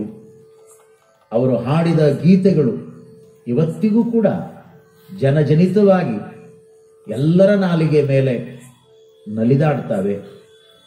ಅಪರೂಪದ ಆಶುಕವಿ ಕುಂತಲ್ಲೇ ಹಾಡು ಕಟ್ಟುವುದನ್ನ, ಬರೆಯೋದನ್ನ, ಆ ಬರೆದಿದ್ದನ್ನ ರಾಗವಾಗಿ ಹಾಡುವುದನ್ನ ನಾವು ನೋಡಿದ್ದೇವೆ, ನೀವು ನೋಡಿದ್ದೀರಿ, ಕೇಳಿದ್ದೀರಿ. ಅಂತ ಅಪರೂಪದ ಒಬ್ಬ ಚಿಂತಕ, ಸಾಹಿತಿ, ಬರಹಗಾರ, ಉತ್ತಮ ಪ್ರವಚನಕಾರ, ಅಷ್ಟೇ ಸಹಜವಾಗಿ ಎಲ್ಲರೊಟ್ಟಿಗೆ ಬೆರೆಯುವಂತ ಮನಸ್ಸುಳ್ಳಂತ ಒಬ್ಬ ವ್ಯಕ್ತಿಯನ್ನ ಇವತ್ತು ನಾವು ಕಳ್ಕೊಂಡಿದ್ದೇವೆ. ನಮ್ಮ ಪ್ರವಚನದ ಪರಂಪರೆಯಲ್ಲಿ ಆಶಾಕಿರಣವಾಗಿ ಇದ್ದವರು. ನಾನು ಜಮಖಂಡಿಯಲ್ಲಿ ಪ್ರವಚನ ಮಾಡೋ ಕಾಲದೊಳಗೆ ನನ್ನ ಮುಂದೆ ಕೂತ್ಕೊಂಡು ಅವರು ನಮ್ಮ ಪ್ರವಚನದ ವಿಷಯಗಳನ್ನ ನೋಟ್ ಮಾಡಿಕೊಳ್ತಿದ್ದು. ಕಾರಣ 60ರ ಅಂಚಿಗೆ ನಾನು ಬಂದಿದ್ದೇನೆ, ಅವರು 46 ವಯಸ್ಸಿನವರು. ಇನ್ನು 2 ವರ್ಷ ಕಳೆದ್ರೆ ನನಗೆ 60. ನೋಡಿ, 40 ವರ್ಷಗಳಿಂದ ನಿರಂತರವಾದ ಪ್ರವಚನದ ಸೇವೆಯಲ್ಲಿ ನಾನು ಈ ನಾಡನ್ನೆಲ್ಲ ಸುತ್ತಿದ್ದೇನೆ. ಅಂತ ಪ್ರವಚನದ ಪರಂಪರೆಯೊಳಗೆ ಇವತ್ತು ಮುಧೋಳ ಮೃತ್ಯುಂಜಯ ಮಹಾಸ್ವಾಮಿಗಳನ್ನ ನಾವು ನೆನಪು ಮಾಡಿಕೊಳ್ತೇವೆ. ಬಸವಣ್ಣನವರನ್ನ ಜಗದ್ಗುರು ಬಸವಣ್ಣ ಅಂತ ತಿಳ್ಕೊಂಡು ಘಂಟಾಘೋಷವಾಗಿ ಸಾರಿದವರು ಮುಧೋಳದ ಮೃತ್ಯುಂಜಯ ಮಹಾಸ್ವಾಮಿಗಳು ಪ್ರಪ್ರಥಮ ಬಾರಿಗೆ. ಅವರು ನನ್ನ ಪೂಜ್ಯ ಗುರುಗಳ ಗುರುಗಳು. ಇಳಕಲ್ಲಪ್ಪಗಳು ಅವರ ಬಳಿಯಲ್ಲಿನೇ ತಯಾರಾದರು. ಮಳಲಿಯಲ್ಲಿ ಹುಟ್ಟಿ ಇಬ್ಬರಿಗೆ ಮನೆತನದ ನೀಲಮ್ಮ ತಾಯಿಯ ಮಗುವಾಗಿ ಸವದಿಯ ಸಂಗನ ಬಸವ ಸ್ವಾಮಿಗಳ ಅನುಗ್ರಹಕ್ಕೆ ಪಾತ್ರರಾಗಿ ಬಾಲವಟುವಾಗಿ ಸವದೇ ಮಠಕ್ಕೆ ಆಯ್ಕೆ ಮಾಡಿಕೊಂಡ ಮೇಲೆ ಪ್ರಪ್ರಥಮ ಅವರನ್ನ ತಂದು ಬಿಟ್ಟಿದ್ದು ಮುಧೋಳದ ಮೃತ್ಯುಂಜಯ ಸ್ವಾಮಿಗಳ ಬಳಿಯಲ್ಲಿನೇ. ಕಾರಣ 75ರಲ್ಲಿ ಅವರ ಬಳಿಯಲ್ಲಿ ನಾನು ಸೇವೆಗೆ ಹೋದಾಗ, ಈ ಮಾರ್ಗದಲ್ಲಿ ನಾವು ಅಪ್ಪ ಅವರ ಜೊತೆಯಲ್ಲಿ ಬಂದಾಗ ಮುಧೋಳ ಬಂಧುಗಳನ್ನೇ ಬಹಳ ನೆನಪು ಮಾಡಿಕೊಳ್ತಿದ್ರು. ದೇವ್ರು, ನಾವಿಲ್ಲೇ ಇದ್ವಿ, ಮೃತ್ಯುಂಜಯ ಅಪ್ಪಗಳ ಹತ್ರನೇ ಇದ್ವಿ, ಇದಾದ ದವಾಖಾನಿಗೆ ಬಂದು ಗುಳಿಗೆ ತಗೊಂಡು ಹೋಗಿದ್ವಿ. ಅವತ್ತು ಶ್ಲೋಕ ಹೇಳಿಕೊಟ್ರ ಕಂಠಪಾಠ ಮಾಡಲಿಲ್ಲ ಅಂದ್ರೆ ಚಡಿ ತಗೊಂಡು ಹೊಡಿತಿದ್ರು, ಹೊಡಿತಾರಂತ ಗಿಡ ಏರಿ ಅಡ್ಕೊಂಡು ಕುಂಡಿರ್ತಿದ್ದೆ. ಇದನ್ನೆಲ್ಲ ಹೇಳ್ತಿದ್ರು ಅಪ್ಪ ಅವರು ನನ್ನ ಮುಂದೆ. ನೋಡಿ, ನೆನಹು ಮುಧೋಳ ಮೃತ್ಯುಂಜಯ ಸ್ವಾಮಿಗಳ ಬಳಿಯಲ್ಲಿ ನಮ್ಮ ಅಪ್ಪ ಸಂಸ್ಕಾರವನ್ನು ಹೊಂದಿದ್ರು. ನಂತರ ಕಾಶಿಗೆ ಹೋದರು, ಶಿವಯೋಗ ಮಂದಿರಕ್ಕೆ ಹೋದರು. ಅದೆಲ್ಲ ಮುಂದಿನ ಇತಿಹಾಸ. ಅವರು ಆ ಪರಂಪರೆಯಲ್ಲಿ ಬಹಳ ದೊಡ್ಡ ಹೆಸರು. ಮುಧೋಳ ಮೃತ್ಯುಂಜಯ ಮಹಾಸ್ವಾಮಿಗಳಾದ ಮೇಲೆ ಪ್ರವಚನದ ಪರಂಪರೆಯಲ್ಲಿ ಮತ್ತೊಂದು ಬಹಳ ದೊಡ್ಡ ಹೆಸರು ತೆಲಸಂಗದ ಬಸವಲಿಂಗ ಪಟ್ಟದ್ದೇವು. ತೆಲಸಿಂಗ ಹಿರೇಮಠದ ಪಟ್ಟಾಧ್ಯಕ್ಷರು. ಅವರು ಕೂಡ ಪೀಠವನ್ನು ತ್ಯಾಗ ಮಾಡಿ ಗೃಹಸ್ಥರಾಗಿಯೇ ಪಟ್ಟದ್ದೇವರಾಗಿ ಬಹಳ ದೊಡ್ಡ ಸೇವಾ ಮಾಡಿದ್ರು. ಸದುವಿನಯ ಸಂಪನ್ನರು. ಇವತ್ತೇನು ಸಿರಹಟ್ಟಿ ಫಕೀರೇಶ್ವರ ಸಂಸ್ಥಾನ ಮಠಕ್ಕ ಜಗದ್ಗುರುಗಳಾಗ್ಯಾರ, ಅವರ ಮಕ್ಕಳೇ ಅವರು. ನೋಡಿ, ಅದಾದ ಮೇಲೆ ಈ ನಾಡಿನೊಳಗ ವಚನಗಳನ್ನು ಇಟ್ಟುಕೊಂಡು ಬಸವ ಪ್ರವಚನವನ್ನ ಮಾಡುವಂತ ಪರಂಪರೆಯನ್ನ ಪ್ರಾರಂಭ ಮಾಡಿದವರು ಲಿಂಗಾನಂದ ಮಹಾಸ್ವಾಮಿಗಳು. ಅವರನ್ನ ವಚನ ಪಿತಾಮಹ ಅಂತ ತಿಳ್ಕೊಂಡು ಕರೀತಾರೆ. ಅವರು ಪ್ರಾರಂಭ ಮಾಡಿದರು. ಅವರು ಮಾಡಿದ ಆ ವಚನ ಪರಂಪರೆಯ ಬೆಳಕಿನೊಳಗ ಮತ್ತೆ ನಮ್ಮಂಥವರೆಲ್ಲ ನಾವು ತಯಾರಾಗಿ ಹೊರಗೆ ಬಂದಿರುವಂತಹದ್ದು ಒಂದು ಐತಿಹಾಸಿಕ ಸತ್ಯ. ಅಂತ ಪ್ರವಚನದ ಪರಂಪರೆಯಲ್ಲಿ ಒಂದು ನಾಡಿನ ಆಶಾಕಿರಣವಾಗಿ ಇವತ್ತು ಈಶ್ವರ ಮಂಟೂರು ಶರಣರು ತಮ್ಮದೇ ಆಗಿರುವಂತ ಕಾಯಕ ಧರ್ಮವನ್ನ ಬಹಳ ಸೊಗಸಾಗಿ ಮಾಡ್ಕೋತ ಬಂದ್ರು. ಅವರ ಅಗಲುವಿಕೆ ಯಾಕೆ ನೋವನ್ನು ತರ್ತದೆ ಅಂದ್ರೆ ಇನ್ನೂ ಕೆಲವೊಂದಿಷ್ಟು ಜವಾಬ್ದಾರಿಗಳಿದ್ದು ಅವರ ಮೇಲೆ. ಅದಕ್ಕಾಗಿ ನಾವೆಲ್ಲ ವ್ಯಥೆ ಪಡ್ತೇವೆ. ಶರಣ ಸಂಸ್ಕೃತಿಯಲ್ಲಿ ಸಾವು ದುಃಖ ಅಲ್ಲ, ಆ ಜವಾಬ್ದಾರಿಯ ಕೊರತೆಯಾಯಿತಲ್ಲ ಅನ್ನುವಂಥ ಒಂದು ಅಳಕು, ಒಂದು ನೋವು ನಮ್ಮನ್ನೆಲ್ಲ ಇವತ್ತು ಕಾಡ್ತಾ ಇದೆ. ಕಾರಣ ತಂಪಾಡಿಗೆ ತಾವು ಪ್ರವಚನ ಮಾಡ್ತಾ ತಮ್ಮ ಕೌಟುಂಬಿಕ ಜೀವನವನ್ನ ಮಾಡಿದ್ರೆ ಇಷ್ಟೇನು ಸಮಸ್ಯೆ ಇರಲಿಲ್ಲ. ಬಹಳ ದೊಡ್ಡ ಸಂಸ್ಥೆಯನ್ನಾಗಿ ಮಾಡಿಕೊಂಡಿದ್ದಾರೆ, ಶಾಲೆ ಮಾಡಿದ್ದಾರೆ, ಬಡ ಮಕ್ಕಳನ್ನ ಇಟ್ಟುಕೊಂಡಿದ್ದಾರೆ, ವಿದ್ಯಾಸಂಸ್ಥೆಯನ್ನು ಕಟ್ಟಿದ್ದಾರೆ. ಅದರ ಒಟ್ಟು ಜವಾಬ್ದಾರಿ ಅದು ಪ್ರವಚನದ ಮೂಲಕ ನಡೀತಿತ್ತು. ಇವತ್ತು ನಾವಾದರೂ ಕೂಡ ಕಲ್ಯಾಣ ಆಶ್ರಮದಲ್ಲಿ ಇವುಗಳನ್ನೆಲ್ಲ ಮಾಡಿಕೊಂಡು ಕೂತಿದ್ದೇವೆ. ಶಾಲೆ ಮಾಡಿದ್ದೇವೆ, ವ್ಯವಸ್ಥೆ ಮಾಡಿದ್ದೇವೆ, ಪ್ರಸಾದ ನಿಲಯ ಮಾಡಿದ್ದೇವೆ, ಗೋಶಾಲೆಯನ್ನು ಮಾಡಿದ್ದೇವೆ. ಇದಕ್ಕೆಲ್ಲ ಹೊಣೆ ಯಾರು ಅಂದ್ರೆ ಪ್ರವಚನಕಾರರೇ. ನುಡಿ ಸೇವೆಯನ್ನು ಮಾಡಬೇಕು, ಸಮಾಜ ಕೊಟ್ಟಿರೋದನ್ನ ಪಡೀಬೇಕು, ಅದನ್ನ ಆ ಮುಖೇನವಾಗಿ ಬಳಕೆ ಮಾಡಬೇಕು. ಇದು ಒಂದು ರೊಟೇಷನ್ ಸಿಸ್ಟಮ್. ಒಂದು ವೇಳೆ ಮೂಲ ಮೇಟಿಗೆ ತಪ್ಪಿ ಹೋಯಿತು ಅಂದ್ರೆ ಆ ರಾಟಿ ತಪ್ಪಿ ಹೋಗ್ತದೆ. ಅಂತ ಕ್ಲಿಷ್ಟವಾಗಿರುವಂತ ಪರಿಸ್ಥಿತಿ ಇವತ್ತು ಈಶ್ವರ ಮಂಟೂರವರ ಅಗಲಿಕೆಯಿಂದ ಉಂಟಾಗಿದೆ. ಪಾಪ ಚಿಕ್ಕ ವಯಸ್ಸಿನ ಆ ತಾಯಿ, ಹೊರಗೆ ಪ್ರಪಂಚ ಹೇಗಿದೆ ಅನ್ನುವಂಥ ತಿಳುವಳಿಕೆ ಇಲ್ಲ. ಆಶ್ರಮ ಆಯಿತು, ಬಂದವರಿಗೆ ಶರಣಾರ್ಥಿ ಅನ್ನೋದಾಯ್ತು, ಯಪ್ಪ ಒಂದಿಟ್ಟು ಪ್ರಸಾದ ಮಾಡ್ರಿ ಅನ್ನೋದಾಯ್ತು, ತಂದಾಕಿದ್ದನ್ನ ಮಾಡೋದಾಯ್ತು. ಇಷ್ಟು ಮಾಡಿರುವಂತ ಒಬ್ಬ ಸಹಜ ಭಾವನೆಯ ಹೆಣ್ಣು ಮಗಳಿಗೆ ಇವತ್ತು ಆ ವ್ಯವಸ್ಥೆಯ ಅಗಲುವಿಕೆಯ ನೋವಿದೆಯಲ್ಲ, ಬಹುಶಃ ಅದನ್ನ ನಾವು ಸಹಜವಾಗಿ ವಿಚಾರ ಮಾಡ್ಲಿಕ್ಕೆ ಆಗೋದಿಲ್ಲ. ಆ ನೋವನ್ನ ಭರಿಸುವಂತ ಶಕ್ತಿಯನ್ನ ಆ ಬಸವಣ್ಣ, ಆ ಗುರುಮಹಂತರು ಅವರ ಕುಟುಂಬಕ್ಕೆ ಕೊಡ್ಲಿ ಅನ್ನೋದು ಮಾತ್ರ ನಮ್ಮ ಹೃದಯ ತುಂಬಿದ ಪ್ರಾರ್ಥನೆ, ಬೇಡಿಕೆ ಅನ್ನುವುದನ್ನ ಹೇಳ್ತಾ, ಮಂಟೂರವರಿಗೆ 2 ಚಿಕ್ಕ ಮಕ್ಕಳಿದ್ದಾವೆ. ಒಂದು 8ನೇ ಕ್ಲಾಸ್ ಓದ್ತದೆ, ಒಂದು 10ನೇ ಕ್ಲಾಸ್ ಓದ್ತದೆ. ಇನ್ನು ಯಾವುದೇ ರೀತಿಯ ಸಾಮಾಜಿಕವಾಗಿರುವಂಥ ಪರಿಜ್ಞಾನ ಇಲ್ಲದೆ ಇರುವಂಥ ಆ ಮಕ್ಕಳು ಇವತ್ತು ಕಷ್ಟದ ದುಃಖದ ಈ ಪ್ರಸಂಗದಲ್ಲಿದ್ದಾರಲ್ಲ, ಅವರ ನೋವನ್ನ ದೂರ ಮಾಡುವಂತ ಶಕ್ತಿಯನ್ನ ಬಸವಣ್ಣನೇ ಅನುಗ್ರಹಿಸಬೇಕು ಅನ್ನುವುದನ್ನ ಇಲ್ಲಿ ಹೇಳ್ತಾ, ನಾವು ನೀವೆಲ್ಲ ಇಂತಹ ಸಾರ್ಥಕ ಬದುಕನ್ನ ಕಳೆಯುವಂತ ಸಾಮಾಜಿಕ ಸೇವೆಯನ್ನ ಮಾಡುವಂತ ಸೇವಾಕರ್ತರಿಗೆ ನಮ್ಮಿಂದ ಆಗುವಂತ ಅಳಿಲು ಸೇವೆಗಳನ್ನು ಎಲ್ಲದನ್ನೂ ಕೂಡ ಪರಿಹಾರ ಮಾಡಲಿಕ್ಕೆ ಯಾರಿಂದಲೂ ಕೂಡ ಆಗೋದಿಲ್ಲ. 1-2-4 ಒಳ್ಳೆಯ ಮಾತುಗಳ ಮೂಲಕ, ಒಂದಿಷ್ಟು ಭಗವಂತ ನಮಗೆ ಕೊಟ್ಟಿರುವಾಗ ಆ ಆರ್ಥಿಕ ವ್ಯವಸ್ಥೆಯನ್ನ ಕೊಡುವುದರ ಮೂಲಕ, ಅವರು ಕಷ್ಟದಲ್ಲಿದ್ದಾಗ ಅವರ ಕಣ್ಣೀರನ್ನು ಒರೆಸುವ ಮೂಲಕ ಒಂದು ಕಡೆ ನಾವು ಸಾರ್ಥಕ್ಯವನ್ನ ಪಡ್ಕೊಳ್ಳಿಕ್ಕೆ ಬರ್ತದೆ. ಆ ವ್ಯವಸ್ಥೆಯಲ್ಲಿ ಇವತ್ತು ಅವರ ಮಡದಿ ಮಕ್ಕಳಿಗೆ ದುಃಖ ಭರಿಸುವ ಶಕ್ತಿಯನ್ನ ಸೃಷ್ಟಿಕರ್ತ ಕೊಡ್ಲಿ ಅಂತ ತಿಳ್ಕೊಂಡು ಪ್ರಾರ್ಥನೆಯನ್ನ ಮಾಡ್ತಾ, ಸಮಾಜ, ಬಸವ ಭಕ್ತರು, ಬಸವಾಭಿಮಾನಿಗಳು, ನಾಡಿನ ಪೂಜ್ಯರೆಲ್ಲರೂ ಕೂಡ ಅದೊಂದು ಆಶ್ರಮದ ವ್ಯವಸ್ಥೆ ಕುಂಠಿತ ಆಗದಂತೆ ಮುಂದೆ ಅದು ಚಟುವಟಿಕೆಯಿಂದ ಬಸವತತ್ವಕ್ಕಾಗಿ ಮೀಸಲಾಗಿ ಅದು ಮುಂದುವರಿಯುವಂತ ವ್ಯವಸ್ಥೆಗೆ ತಮ್ಮದೇ ಆಗಿರುವಂತ ಅನುಕೂಲಗಳನ್ನು ಮಾಡಬೇಕು ಅಂತ ಹೇಳಿ ನಾಡಿನ ಪೂಜ್ಯರೆಲ್ಲರಲ್ಲಿಯೂ ಕೂಡ ನಾನು ಈ ಶರಣ ವಿಚಾರ ವಾಹಿನಿಯ ವೇದಿಕೆಯ ಮೂಲಕ ಅವರಲ್ಲಿ ಭಿನ್ನಹ ಮಾಡಿಕೊಳ್ತೇನೆ, ಪ್ರಾರ್ಥನೆಯನ್ನ ಮಾಡ್ತೇನೆ. ಕಾರಣ ಇವತ್ತು ಒಂದು ಒಳ್ಳೆಯ ಉದ್ದೇಶವನ್ನಿಟ್ಟುಕೊಂಡು ಒಂದು ಗುರಿಗಮ್ಯವನ್ನಿಟ್ಟುಕೊಂಡು ಅವರು ಅದನ್ನೆಲ್ಲ ಕಟ್ಟಿದ್ದಾರೆ. ಅದಕ್ಕೆ ನಾವು ತಕ್ಕ ಮಟ್ಟಿಗೆ ಸಹಕಾರದ ಚೈತನ್ಯವನ್ನು ನೀಡೋಣ ಅನ್ನುವಂಥ ಮಾತನ್ನ ಹೇಳ್ತಾ ಇವತ್ತಿನ ಈ ಒಟ್ಟು ನುಡಿಗಳು ಈಶ್ವರ್ ಮಂಟೂರವರ ಕುರಿತಾಗಿನೇ ಸುತ್ತುವರೆದು ಪ್ರವಚನದ ನುಡಿಗಳಾಗಿ ಮೂಡಿ ಬಂದಿವೆ ಅನ್ನುವಂಥ ಹದುಳ ಭಾವನೆಯಿಂದ ಈ ನುಡಿ ಕುಸುಮಗಳನ್ನ ಪ್ರವಚನದ ವೇದಿಕೆಯ ಮೂಲಕ ನಮ್ಮ ನಾಡಿನ ಒಬ್ಬ ಅಪರೂಪದ ಆತ್ಮೀಯ ಶರಣಜೀವಿ ಅನುಭಾವಿ ಪ್ರವಚನಕಾರರಿಗೆ ಈ ಪ್ರವಚನದ ನುಡಿ ಶ್ರದ್ಧಾಂಜಲಿಯ ಪುಷ್ಪಾಂಜಲಿಯನ್ನ ಅವರಿಗೆ ಅರ್ಪಣೆ ಮಾಡ್ತೇವೆ. ಅದಕ್ಕೆ ನೀವೆಲ್ಲರೂ ಕೂಡ ಸಾಕ್ಷಿಯಾಗಿದ್ದೀರಿ.